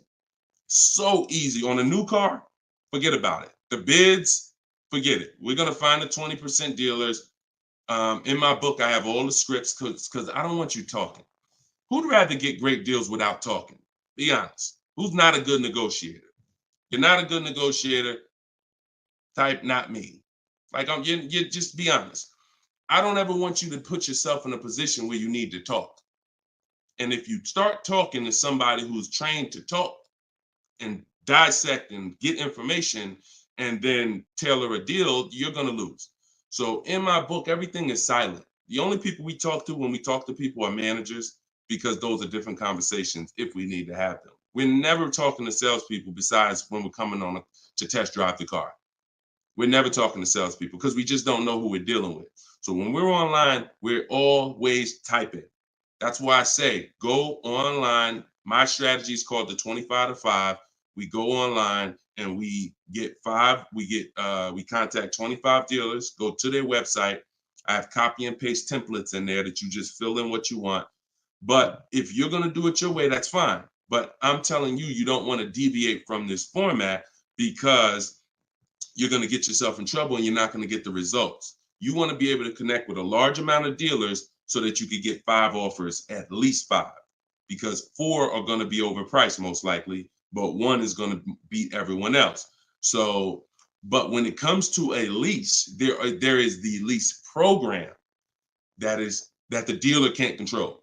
So if we don't know what a lease program is until we shop offers. So there's no way you can look at the residual value. You can look at all this money factor. I know some of you who are in the math, you're like, oh, well, I'm gonna just look at the money factor and see. You can't tell because it can have a high money factor, but it have some good rebates. The only way we know a great lease deal is to shop the market, get our offers, and then if the lease program, if the best offer doesn't get you under 1.5% with no money down, then it's a bad lease program. It's a bad lease program. In which case, we move to another vehicle. So I'm not going to ever co-sign leasing a bad vehicle a vehicle with a bad lease program. I've had all types of people hit me, Deshone, I'm looking at this Range Rover, man, but I did all the offers, and they'll be in the group. We have a private group, and I get to talk to people all around the country about this stuff. So they're like, Deshone, you think I should move on? I'm like, look, you could wait till next month, see if the program gets better, but I'm never going to co-sign signing a bad lease deal. You're paying too much money for a vehicle you're giving back in 3 years. So you're defeating one of the major benefits of leasing. So that's the only reason why we have to have 2 other vehicles that we like when we're leasing. On a purchase, no. One vehicle, pick it, get your bids. One dealer is going to blow everybody else away. But with a lease, you want to have 3 vehicles just in case it's a bad lease program. And if they got a bad lease program this year, maybe in 3 years when your lease is up, they'll have a good lease program. So that's what we do. It's too many cars out here. It's 400 cars out here. 40-something manufacturers competing for our business. Why are we going to get locked on one car? And the reason we're doing this, y'all, is because we're not shopping. You're not shopping. You're not taking the going out for the weekend and test driving cars seriously. You're about to drop 40 grand of your hard-earned money. You need to be, like I teach, shopping and not letting anyone disturb your shopping. If I'm looking for a car, I'll take a whole Saturday and go out or a Monday, and I'll go out and I'll drive 4 cars and be like, okay, that was fun. Don't sit down and don't talk numbers. So let me make that clear. Don't go in there and sit down at the desk and start talking numbers and get a proposal. No. Shop. Once you decide what you want, then we come home and we get our offers from home. All right. Go ahead, Dolan. Next question. All right. When you don't talk, I see a lot of you saying you're not good negotiators. Then you just got to stop talking. Stop talking and start making people bid. You're going to get better deals than good negotiators all day long. Heard you loud and clear on the rebroadcast. I'm here live. All right. Welcome, Jill. Looking for a car now. Profited on a sale, so coming in clean. Need to rebuild credit. Lease cheap car, finance car under 5-6 grand. It depends on where your credit is. If you're in the mid-6, I teach something called, profile over score. So if you have a paid off car, if you have nothing gets you approved for a car like on-time car payments. If you've been making on-time car payments for 2 years, 3 years, you're typically going to get approved for most leases. As long as you're not going from like a $450 payment to a $900 payment. But if I'm in a state where if I'm in that mid 6s, 660, 670, I go for the lease. If I'm in the low 6s, then I go for what I call a smart car, which is the car to set you up to lease. So your goal is to get the least expensive car you can get a loan on, quality car. You want to go small as possible, and small as possible for you might be you need a sedan. You might need 3 rows. But I teach something, and that's what we were talking about when I posted that review that Barrett wrote for our book today. He was like, we get a wish list for needs versus wants, because oftentimes we confuse these. Needs are things you can't live without. I need to have this, or the car's not going to do what I need it to do. I need to have it. Wants are things that you'd like to have, but you can live without. When it comes to getting a smart car, and it's not the little smart car, y'all. I have a different. That's a different meaning for us. It means saving money at the right time. That's what we call smart cars, saving money at the right time. So if you can't qualify for a lease and you want to set yourself up, then the vehicle you get now is super important. The vehicle you get now could either set you back from leasing because you bought too much vehicle, payments too high. You didn't buy a dependable vehicle. It's not going to last. It's going to start having problems. It's It's going to break down. You might miss payments because of that. These are all the things you want to avoid. This is why I'm giving you these boundaries that you don't, kind of go off of. But this usually happens when you're trying to get too much car. Quite honestly, if I was trying to get a smart car, I would be trying to get the smallest car I could, drive it for 2 years. Let the family be uncomfortable. Listen, y'all, I know it's tight, but in 2 years, I'm going to get out of this and I'm going to drive off the lot in a brand new lease. So the key is the payment's going to be low because those smaller cars are only 25 grand new, 28 grand brand new. When you get them used, you could get a nice one for about 10. Finance it. You don't have to take a 10-year-old one. So you want to get one that's relatively, good. It needs to last you 2 years or the plan's messed up. So you get the smallest car you possibly can. You drive that 2 years, that's your sacrifice car. And then you flip out of that car. Well, after you have 2 years of on-time payments, you flip into a brand new lease, and then you're leasing new cars from now on. That's what I do, depending on your situation. If you're high sixes, mid sixes and up, I go for the lease. If you're under that, then I would go for the smart car. Okay? All right, keep me posted. Good job. Just having a plan. Having a plan. Go ahead, shoot the next one up, Dolan. I forgot to tell you. Yeah, I see you, Jill, and keep that up. This is a different Jill, I think. This is a means to my dream car. I'm a patient. Yeah, I'm patient. My husband has the needs car. There you go. There you go. You can flex in 2 years. You can flex in 2 years. You do this right. You drive this car for 2 years. You don't miss any payments. Make sure when you're buying a $10,000 car and you finance it, payments are $250 a month for 5 years. You don't have to take a 6-year loan. You don't want to take a long loan on a smart car. You want to take a shorter loan, pay $250 a month. Now you're not going to miss those payments. Match at $300, depending on the interest rate, could go higher, $325. But the point is that's affordable.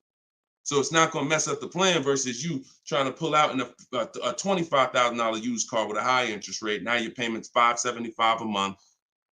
You get what I'm saying? So just stay focused, stick to the plan. All right. This is another Jill from YouTube, I believe. Buyout is, go ahead, keep that one up. Oh no, I saw that one. Get the one you just had up, Dolan, from the other Jill. Yep, thank you. So buyout is $36,000 on my 2023 Audi Q5. I want to lease a Range Rover Sport.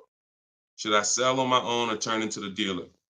Doesn't look like, and I'm just going to tell you, this is not usually when we do an equity assessment.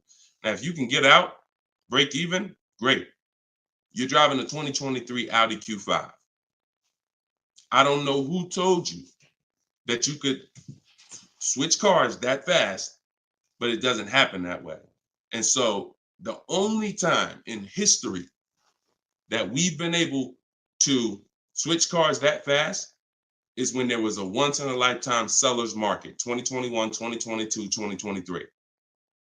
Once in a lifetime. Chip shortage, every single car was worth 5,000, 7,000 to some of the trucks were worth 10 to 15 grand more than they would normally be worth. Now, I told people back in 2020 that 2021 that was going to come to an end, and don't get used to this. But I told everybody who would listen, you need to cash out now because your vehicle is never going to be worth more today, never going to be worth more than it is today. But that's over. So if you may have cashed out, some people, you sold a car. If you sold a car back then, you can type, type dollar signs. If anybody sold a car from 2020 to 2023, and you got crazy value for it. Some people were like buying cars, and 2 years later, they got all the money back. I did that twice. I leased a brand new Jeep, 2018, and I sold it in 2021, and I made $8,900 after I drove it for 3 years. And my mother, I helped her sell her Mazda CX-5. She was a low mileage driver, and I helped her cash out. She made $10,200 after she drove it for 3 years. Made a video. I recorded her and my dad. They couldn't believe it. They couldn't believe that they drove a car for 3 years, turned around and sold it, got every single dollar they put into it back. And he was like, all right, man, I'm looking forward to doing this again. I said, Dad, this ain't gonna happen again. So enjoy it. You were part of a once in a lifetime market where you cashed out and you won. But we cannot base our strategy anymore off that. That's over, and you'll get in trouble financially trying to do this. So there is no setup where you could buy a car or lease it and in a year, 18 months, replace that car. Just not. Because we already talked about earlier, let's take a $50,000 car. A year later, if you don't drive it 1 mile, what's it worth? Didn't drive it 1 single mile, just parked it right outside your house. 43, 44, max, absolute max. So when that car is losing value like that, whether you bought it or leased it, the asset, it's what the car is worth. Forget about the finances attached to it. You can't, and look, if it's a Jeep Wrangler, if it's a car that has a high resale value, like a Jeep Wrangler or a G-Wagon, these are top 10 best resale values in the world, then all I'm going to do is after I lease it, I'm just going to sell it and I'll make the equity. But I'm not going to look to trade that car or replace that car in a year, 18 months, break my lease contract. Now you do your equity assessment, Jill. Call your leasing company, find out what your payoff is. You said it's 36. Now, if you can get offers higher than 36, then you can get out. Very simple. So get the offers from the companies that I mentioned about 15 minutes ago. I laid out the 6 companies. But when you lease, though, you must put no on those websites. It's going to ask you, do you have is the vehicle owned, leased, or financed? You want to put owned, because something triggers on their websites. They think every lease has a third-party restriction. Most of them do, but if you just want to find out what the market value is for your car, and if you could get out and make some money or break even, then yes, you can jump out, no problem. But if you see that your buyout is this and all the offers are below that, then what you're now about to do, even if you say, because some people say, all right, well, I'm gonna walk in the dealer, see if they can work a better deal than that. No dealer is going to give you more than the online buyers. So if you run those online quotes and all of them are less than your payoff, all a dealer is going to do is take the negative equity and the desperation for you to get out and roll that negative equity over to your next vehicle because you're desperate to get out for no reason. So that's the real. You can do what you want. I would suggest you don't get out of your lease. You don't break a lease contract until you can financially do it, which means I can break even, I can sell, and I can get equity, or either break even. Break my contract, but I'm not coming up with a dime because a dealer bought my car and I'm out of this thing. That's the only way I'm breaking a lease contract. I'm not rolling negative equity. I'm not going to create negative equity in a lease to get out of a lease early for no reason. It just doesn't make financial sense at all. All right, no problem, Jill. Happy to help. Happy to help. Okay, so that's step 2. See, the equity assessment step, guys, is so important. See, because it's the foundation of our deal. So when you look at step 1, the leasing versus buying question, how many years do you keep in the car? 8-year rule. That's step 1, super important. Foundational of your deal. As I said, you can't get a good deal if you purchase, but you should have leased. Impossible. You got a bad deal. I don't care how much money you get off. Now, second step is if I have a car to replace, I got to do an equity assessment because I need to know, is this car that I'm in going to be going to prevent me from making a move right now? Too much negative equity, I'm prevented from making a move right now. If I can get out, make some money, now I got some money. I can sell. I can put money in my pocket, put it in my bank. That means it's an asset. It's a blessing to me. So your car that you're in could either hinder you from getting a car or it can help you get the next car. That's why we always do the equity assessment before anything else. All right. I don't know why I'm frozen on Instagram. All right, go ahead back in, Dolan. Next question. Okay, now I'm back. I see. I'm just monitoring Instagram. Okay, and just so y'all know, everything that I'm teaching is out my new book. And look, I want to show y'all this. And before, keep that question up. Look, here we go. Boom. Look at that. 4.94. Thank you to everybody. We're higher now. I think we're up to 35 ratings, 28 reviews. So thank you to everybody who's reviewed the book on Goodreads. Appreciate you. And thank you for everybody who's using it. Make sure you are writing me with your success stories. Show me your deals so that I can post them just like I posted Tiffany's deal. But everybody can get the book. You can get yours for it's normally $97. But as our welcome special, our book launch special, you can get it for $24, 75% off in my TikTok bio for 30 minutes, or my Instagram bio, or in the comment section of YouTube or Facebook. We have a comment pin for you. And if you're watching us on TV, you can use your phone and you can scan the QR code here on the screen, and you can get your copy for 75% off. But once that timer hits 0, if you visited that page and the timer it started, once it hits 0, the price does go back up to $97, which is still a great price. It's a great price either way. And it'll be in your inbox in a couple minutes. Okay, this is from Instagram. I use your template in the book to ask for quotes. Their response is the lowest offer you have received. They are being difficult and giving me their best offer. What's the best way? Use the scripts. It's just conversation. Hopefully you listen and you have a separate email, because you're not going to have intelligent conversation with 5, 7, 10 dealers mixing personal emails. So every part of the system is important. Having a separate shopping email, so everything in there is dealers. And now everything they're saying, we have a response for. Every single thing. It doesn't matter. Don't expect 80% dealers to be easy. Expect them to, hey, can we have a conversation? Hey, when can you come in? Hey, this be a whole lot easier if you're here. See, what we already know is we've given them all the information they need to give us a quote. So the best thing, or the stages we move through in our conversation with dealers, is who has a car that I want. That's first. Our first set of scripts is designed to weed out the dealers who don't even have a car we want. Nothing to talk about. Nothing to talk about. So there are dealers who won't tell you they have a car. That's why we have scripts. Hey, when can we talk? I'll be handling my whole purchase online. Can you confirm if you have something that matches? Every one of my scripts ends with a question. If you're not going to use my scripts in my book, then you make sure every email you write should end with a question, never a statement. So what you're sitting at home and you are copying and pasting. Very simple. Everything they say, we have a response, because I use those scripts. I'm from inside the dealers for 14 years. I know those scripts. Hey, it'd be easier if you were here. Hey, we only do business in person.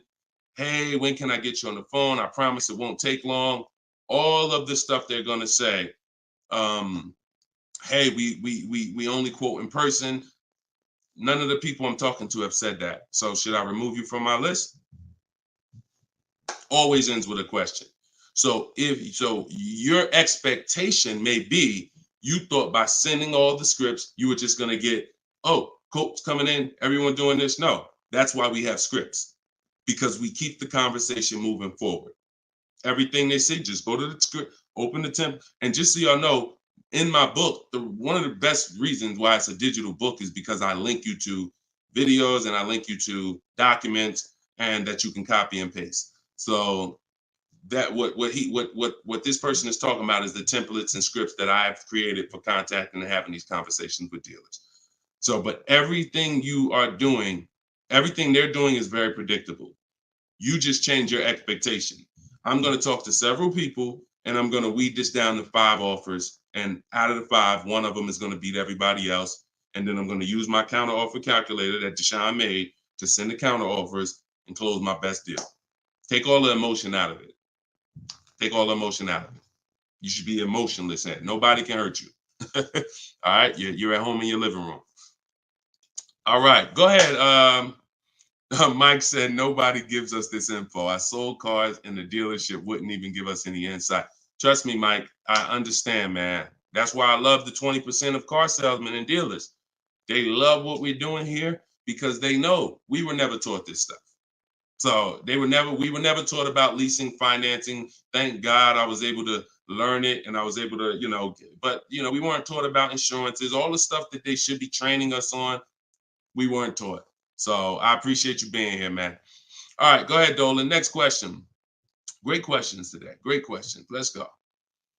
I see you. Shout out to the people running the likes up on TikTok. Can y'all just keep tapping the screen every couple minutes if you could? If you enjoying the show, you getting value out of what we're doing, every couple minutes, if you could just tap that screen and keep running those likes up. I appreciate y'all. It lets TikTok know we talking big money over here. Yep, I see it. Thank y'all. Appreciate you.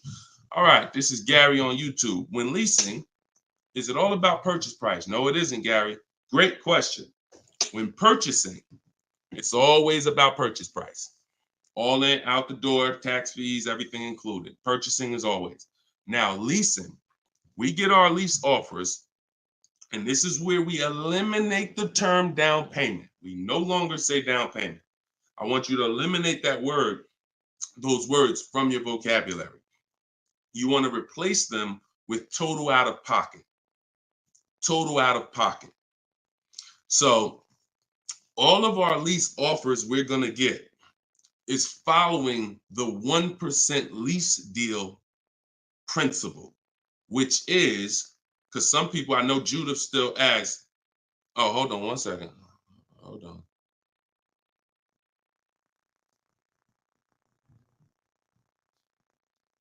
Okay, I think my wife's headphones hooked up to the broadcast here.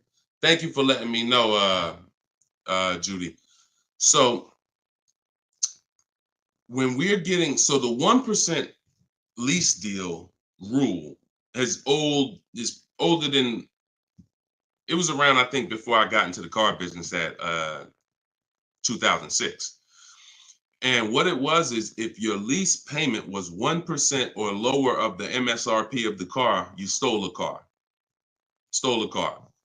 Example, I know if you've never seen a 1% lease deal, let me show you a couple. So this is Greg. Greg, look, first time posting here. I'm excited. My latest lease, graduated. Now we have a particular online, video library here. So when they say graduated, I have a coaching program, and but the steps are the same. So I always say, get in where you fit in. Steps are the same in my book, in my video course. He said, I followed the steps, set up a great lease deal, 36 months, 12,000 miles per year, all said and done. Monthly payments $527. MSRP is $56,275. So when you divide the monthly payment into the MSRP, you're going to get a number.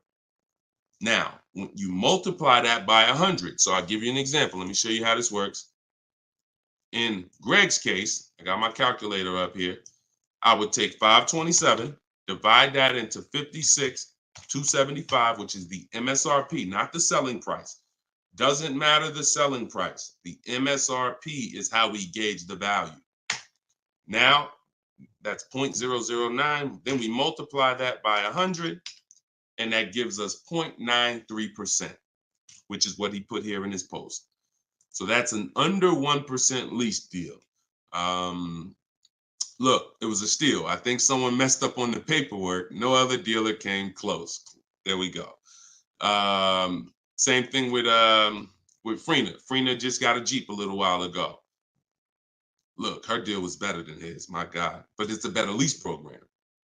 Jeep had a better lease program at the time. So, I mean, she got a $579 a month lease on a $65,950 Jeep Grand Cherokee hybrid.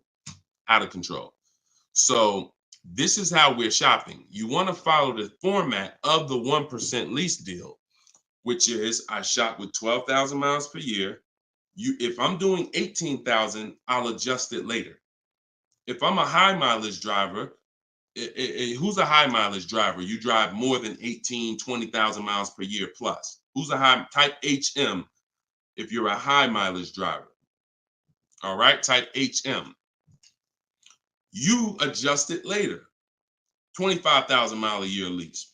You always shop with 12 because that's how we judge. I see you, Mr. Silver. That's how we judge. I see you, Ado Johnson.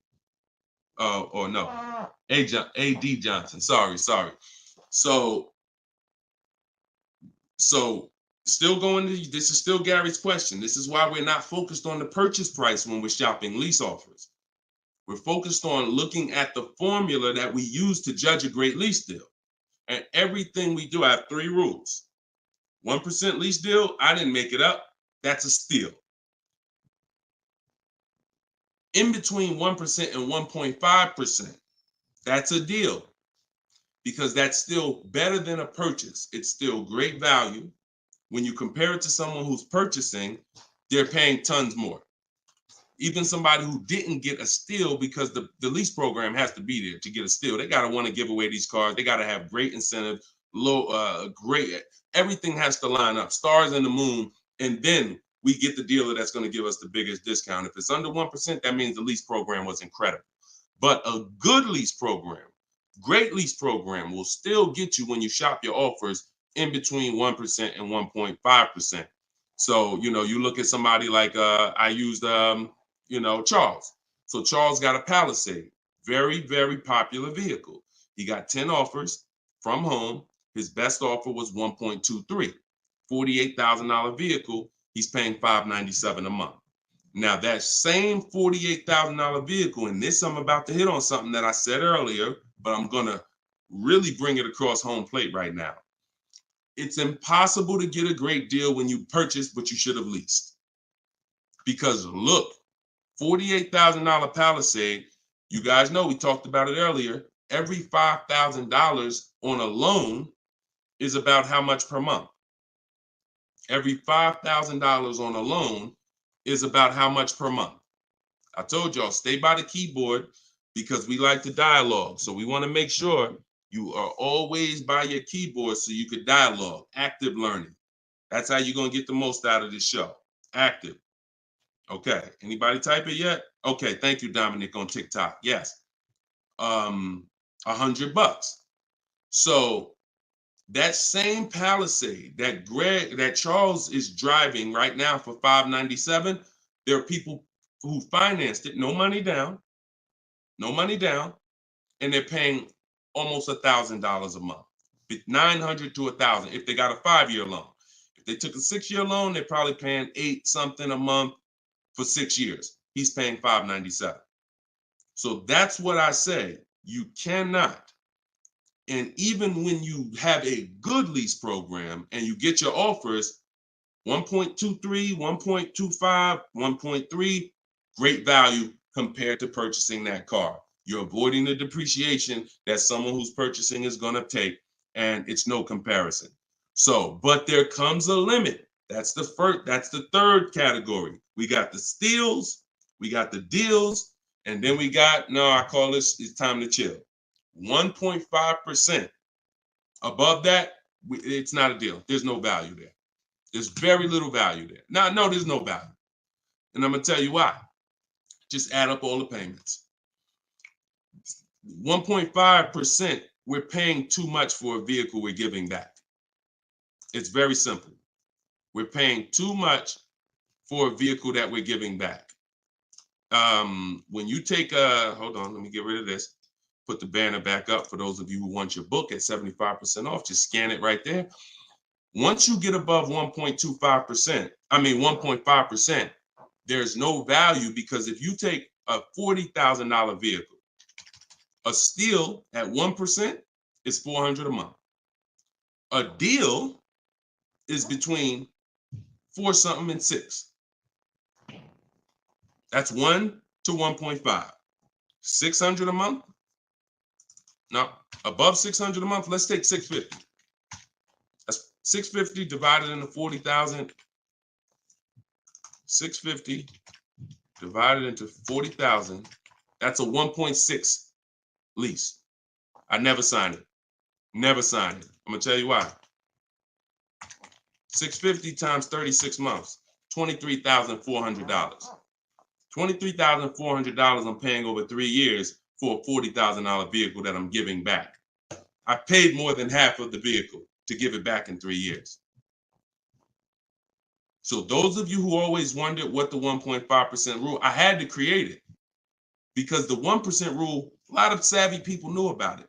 But I noticed There was no threshold for when a bad lease deal. When are we at a bad lease deal now? We know what a steal is, but what's the bad lease deals? And when I started looking at the comparison to purchasing and then the giving a car back, once you get up above 1.5%, there's no value in leasing that vehicle.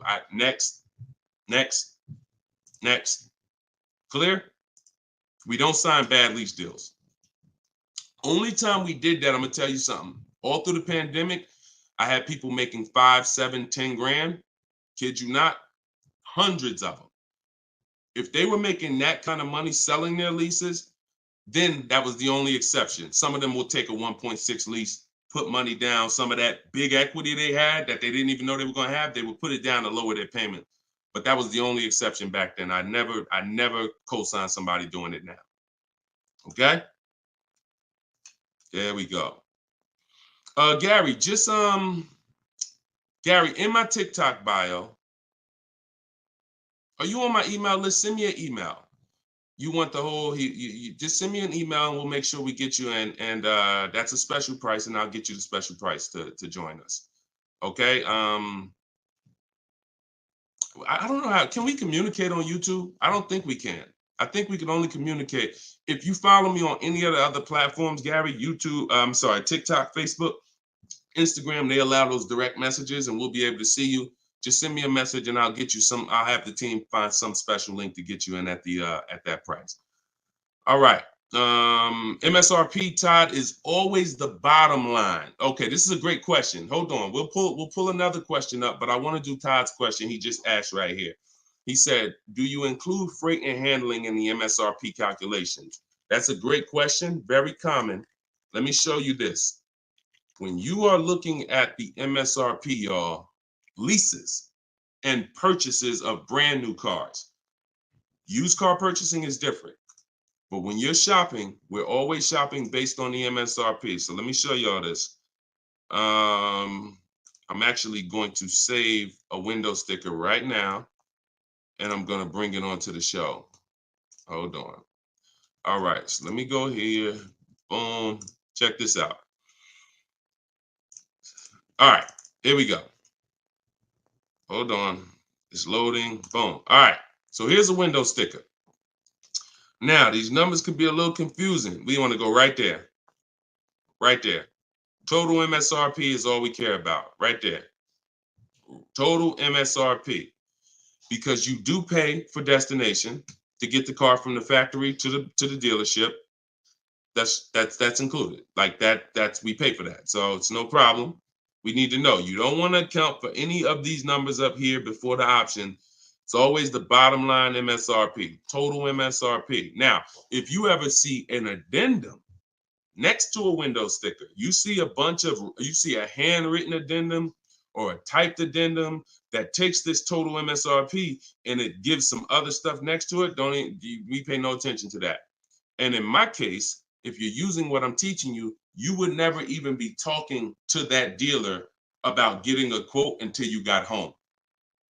So even if you go, the only time we would actually even see that particular dealer, that particular window sticker, is if we showed up to test drive the car and that particular one that we test drove just so happened to have the addendum on it. That's the only time we'd even see it. Quite honestly, it's no way. It's not even something, because we never talk numbers in the dealer. Your leverage is at home. Everything I'm teaching you is your leverage is at home. You can talk to multiple people from home. You can get bids from home. You can put people against each other from home. You're in control from home. You lose all of that sitting down at a car salesman's desk and going back and forth one-on-one. You can see the whole market at home. See, we get below market deals. I want you getting below market deals. There's no way for you to get below market deals without seeing enough offers to know the market. I can never sit down across a car salesman, across this table from a car salesman, and get a below market deal, because I don't know what the market is. I only know what your price is. And every single one of your competitors is going to offer me a different price. Some higher, some lower, depending on who you are. And so I can only expose that information by being at home. But yes, everything we are doing is always based on that total MSRP, and that's how we do our calculations. Okay, great question. If everybody's getting value out of the show, could you type some dollar signs? Just type a dollar sign if you're enjoying the show so far. So if whenever you see this show, if you see the banner above us, then this is a rebroadcast. But if there's no banner, then we're live. So you can ask your questions, but you can always make sure that I always want to make sure that you guys have access to the live shows so that you can use them. But even the rebroadcast, if you're sitting on watching the rebroadcast, you're going to get the same value pretty much as somebody here live, because somebody's going to ask the same question you had. I can almost guarantee it. So I'm glad. I see a lot of dollar signs. Perfect. I see a lot of dollar signs. If you haven't subscribed to us on YouTube, please subscribe so that you can keep in touch with what we're doing here. And certainly, good job. I'm happy everybody's getting value. Go ahead, Dolan. We got a few more minutes. Post another question. Great questions today. All right, this one's from Instagram. I haven't had any car leases on my credit before. How likely will I be able to lease an $80,000 car? I have great credit. If you got great credit and income, then you could go for it. Great credit and income, you could go for it. Whether you have the car. Now, I'm going to tell you something. Mercedes did not want to be people's first lease. So there are snooty brands out there. I cannot tell you that because BMW may not be that way. Audi may not be that way. Range Rover may not be that way, because I think Chase does their leases. So, but when it comes to Mercedes, they didn't want to be your first lease. You really had to have some type of comparable credit. But if you have great credit and you have the income, then certainly I'd be going for a lease. No doubt about it. No doubt about it. Just like the chicken and the egg, you know what I mean? Like, which comes first? Or it's better is the job and the experience. Can't get a job without experience. You can't get experience without a job. So in this particular case, somebody has to be your first, lender, and most of them will. Yeah, most of them will. You know what I do too? One more thing. I have this in my book too. Just so y'all know, every little detail is not left out, because I've been doing this since 2006. I've heard every question, and I knew every question has a place. What I do, if I'm you, is before I even shop for a car, if I don't know for sure, even with great credit, if I could get approved, I would call and I'd ask for the finance manager, and I'd tell him my situation. And I say, hey, look, you know what? I got a 740 credit score. I make this a year. I never leased before, but what do you think? And if a Mercedes finance manager would tell you, nah, it's probably not going to work with Mercedes. But someone else would say, nah, that's fine. So that way you don't even waste your time getting all your offers just to find out that this is one of the snooty leasing companies. All right. All right, there we go. All right, shoot the next one up, Dolan.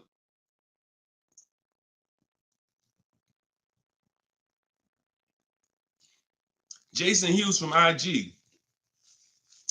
12 to 15K in equity. Great job. Okay. I mean, it's nothing you did, but if you got the equity assessment and you got bids, great job. Now, wait a minute. It doesn't sound like you got bids. And I'm going to tell you why. Because it wouldn't be an equity range. That sounds like an estimate. In fact, it doesn't sound like an estimate. It is an estimate. 12 to 15 is an estimate. When we get bids, when we do our equity assessment, we're getting bids and we're like, hey, I have $13,580 equity based on my highest offer from Driveway. See, get out of the ambiguity. Get out of the middle there. Let's get finite, definite numbers and stay out of these ranges and estimates, especially on things that take us 20 minutes to do. Call your bank, get your payoff, go online, CarMax, Driveway, Carvana, AutoNation, sell my car, Car Guru, sell my car, Kelly's Blue Book, instant cash offer. 20 minutes. Get your equity. 8 payments left, not keeping 8 years, now a good time to lease. 100%. 100%. There's no benefit in waiting. Listen, that is the path for a lot of people, Jason. A lot of people are going to discover what we're doing here, teaching by the numbers, not by emotion. And they're going to realize that not leasing has cost me money. Should I wait or should I just transition now? There's no reason to wait. There's no reason to wait. The only thing that would make you wait when you do your equity assessment is you have too much negative equity, you can't get out. That's the only time. Or you have a credit situation where you need to actually get your smart car, get a car for 2 years, rebuild your credit, and then go lease. Anybody else, no benefit. I'd be leasing tomorrow because I had a friend of mine, he's a close friend of mine. He's actually in my program. You know, he uses our stuff. And he's like, he had a Kia Telluride. Well, he had an accident. Vehicle got totaled. Now, he said, now I know the 8-year rule, Deshone. I'm going to lease this next one. He gets his bids. Last week, he leased the Kia Telluride for under $500 a month. The same vehicle that he was paying hundreds of dollars every month for. More. Hundreds of dollars more per month. I don't know what his payment was, but I know what a Kia Telluride costs to purchase. A $45,000 Kia Telluride to purchase with no money down is $800-900 a month. So he's literally under $5, no money down, when he was just paying hundreds more than that. So you're in the same situation. No point in waiting. Transition to a great value lease. Get your offers. You wish you could. You wish you would have did it sooner. All right. Go ahead. Next question, Dolan. Car brands will no longer offer V6. Buy the lease. Let me talk about this question on TikTok. Not right now. Get the next one. Go ahead, Dolan. Put the one you're gonna put out. But get that question that this person just posted about car brands no longer offering V6s. Should he buy the lease? If you have one ready, though, put that one up. Deshone, will your book work for both lease and buy? Well, you know what? Let this person answer that for you because we just got this review. This book is outstanding. This is Barrett. And you can see all our reviews on goodreads.com. Must read, must have for anyone seeking to buy, lease, or even sell a car. It is presented in very professional, easy to follow, step-by-step manner that covers every situation. Every situation. Does your situation, Keith, fall under every? If so, we got you. Every situation from buying, leasing, with cash or credit, good or bad. Only thing that Barrett didn't put in there is used cars or new cars. That's in there too. So absolutely. So yes, I'll put the banner back up for all of you who are watching us on TV. You can you can scan the QR code here with your phone, with your camera, and you can get your book for 75% off, or you can go to deshonesbook.com. We have the link in the comments on Facebook or YouTube for you. And if you're on Instagram or TikTok, you can go to my bio, click that link, and then click the button for the 75% off and get your book for 75% off. You won't pay the normal $97. Okay? But yes. All right. I have a 2020 Nissan Sentra. This is Key. I don't want to butcher your name, so I won't try. But from YouTube, I have a 2020 Nissan Sentra. Had it for 2 years. My miles are 64,000 highway miles. Okay. I know I don't have equity. I was told don't trade it in. Would be a bad decision. It's true. We don't trade cars in. We get bids. So you need to find out what your equity position is. See many of you are finding out right now how important the equity assessment is. Whenever you have a current car, equity assessment. So when you call your bank, get your payoff, then you go and you get the offers. You're either going to be in a positive equity position or a negative equity position. Now, if you're in a negative equity position, there's three solutions for negative equity. 2 of them lead to a car, 1 of them doesn't.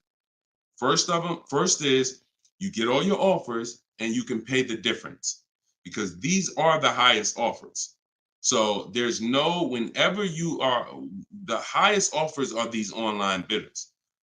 They pay more than car dealers. In fact, 3 of them are car dealers that are bidding. So Kelly's Blue Book, Car Gurus, and Auto Nation are car dealers bidding. CarMax, Driveway, Carvana are online marketplaces, used car marketplaces bidding. So you're getting a wide range of diverse offers from people who compete every day to buy cars. and they cut you a check right then and there. They do an hour. Both times I went to CarMax, me and my mother separately, we were out in an hour. I've had people who sold to Carvana, Kelly Blue Instant Cash Offer. They do their inspection. And then they bring you a check. So if you can pay, let's say you said you don't have equity. So if that's the case, then you may have negative equity, which means you might owe 30 and your highest offer is 28. Then I would come up with the 2,000 and I would pay the difference all day long because I'm still winning through a bid. My car's value is maximized through a bid. And if I don't get bids, I'm not maximizing my car's value. So now, second, when we can't pay the difference, then that means we must trade. This is the only scenario where we trade because you need now one part of the bidding strategy you can't do. So you're going to do the other part of the bidding strategy, which is now think about what car you want. Okay, I want a Toyota Camry. Now I'm going to get my bids. I'm going to get the lowest bid, the dealer that's going to sell me the car for the lowest amount, and then I'm going to purchase from them. But before I can purchase, now I need to bring my old car into the scenario and ask them, how much is my old car worth to you? Now that's the winning dealer. You need them to bring that loan because you need them to carry that negative equity you have and put it on top of your existing deal. So you cannot depend on, don't even think that they're going to pay the amounts you had over here. Oh, Driveway was offering me 29. Yeah, you could tell them that, but again, they're not going to be able to pay that. They can't beat all their competition on the bid and then beat all the online buyers on the bid. So that's why I say your first option is always to pay the difference. Because you can win with bids there, you maximize, and then you do a separate transaction, you can still keep them separate. But if you cannot get bid, if you can't pay the difference, your only option is you have to trade that car in, and then you're going to let the dealer who you buy the car from wrap the negative equity into the existing lease. It's hopefully it's a lease because there shouldn't be any reason you're trading that car unless you just want a lease. To buy another car, unless you're saying you're keeping it 8 years, which, like I said, most people, I've been doing this for years, they're going from a finance to a lease. Now, one more scenario. I told y'all, it's 3 ways out of negative equity. One leads to no car. You have too much negative equity and you cannot put it on top of the actual deal because banks have loan to value ratios. So if you have $10,000 of negative equity, you can't just slap that on top of a $30,000 or $40,000 car. It's going to be too much unless you put money down. So you can't if you got some cash, you can make the deal happen, but you're not going to be able to do a no money down deal because you're looking to have the bank approve the car, the tax, the fees, which probably another $1,500, and 10 grand of negative equity. And then you want to find that's too much because the dealer has to go to the bank and say, we know this car is priced at 40, but we'd like you to lend this person 54. They're not going to do it. They might lend max 50. So the more negative equity you have, if it's too much, you're either going to have to bring some cash to the table to get the deal done. And if you have no cash, you got to wait. You got to pay down the car. It's the only option. That's why I say, know the cause of negative equity. It's usually because you haven't leased. 99, I could tell you the way out. I just gave you the way out. That's in my book, 3 strategies for negative equity. But when if you don't know the cause and you just turn around and get another purchase and you're not keeping it 8 years, you're going to be in negative equity again and again. And there's plenty of people, and some of you, maybe you, where you're like, dag, Deshone, that's me. Every time I go get a car, negative equity, negative equity, negative equity. It's like a vicious cycle. And the solution is you need to lease. What's causing that is you don't lease. So you're overpaying by thousands of dollars. All right. So Listen, y'all, we will be back. We like to do these shows twice a day. If you're on my email list, you'll get the notification. We like to get through as many questions as possible, keep this around an hour, 15 minutes. And so all of you, appreciate you coming. If you want every single thing I teach in one spot in a step-by-step format, that's my new digital book. It's called Cars from Home, 7 Steps to Saving Time, Money, and Avoiding Dealerships. And you can get yours for 75% off in the comment section on YouTube. We got a comment section that's pinned, deshonsbook.com. Same thing on TikTok. I'm the same thing on Facebook. But if you're on Instagram or TikTok, it's in my bio. There's a website right in my bio. Click it and grab your 75% off. You'll get it for $24 instead of the normal $97. Now, if you went there and that timer started, then certainly get there before it hits zero, because once it hits zero, you have to pay the 97, which is still a great price. So my goal for this book is to be the most valuable book financially that you've ever gotten. That is my goal. So use it. Write me with your success stories. Show me your deals when you pick up your cars. Write me, email me, Deshone, just like Tiffany did. I want all of you emailing me your deals so that I can share them on the show. All right. So we'll be back. We'll be back with the next show. This was episode 9. Thank you for coming, and I will see y'all on the next show. God bless you.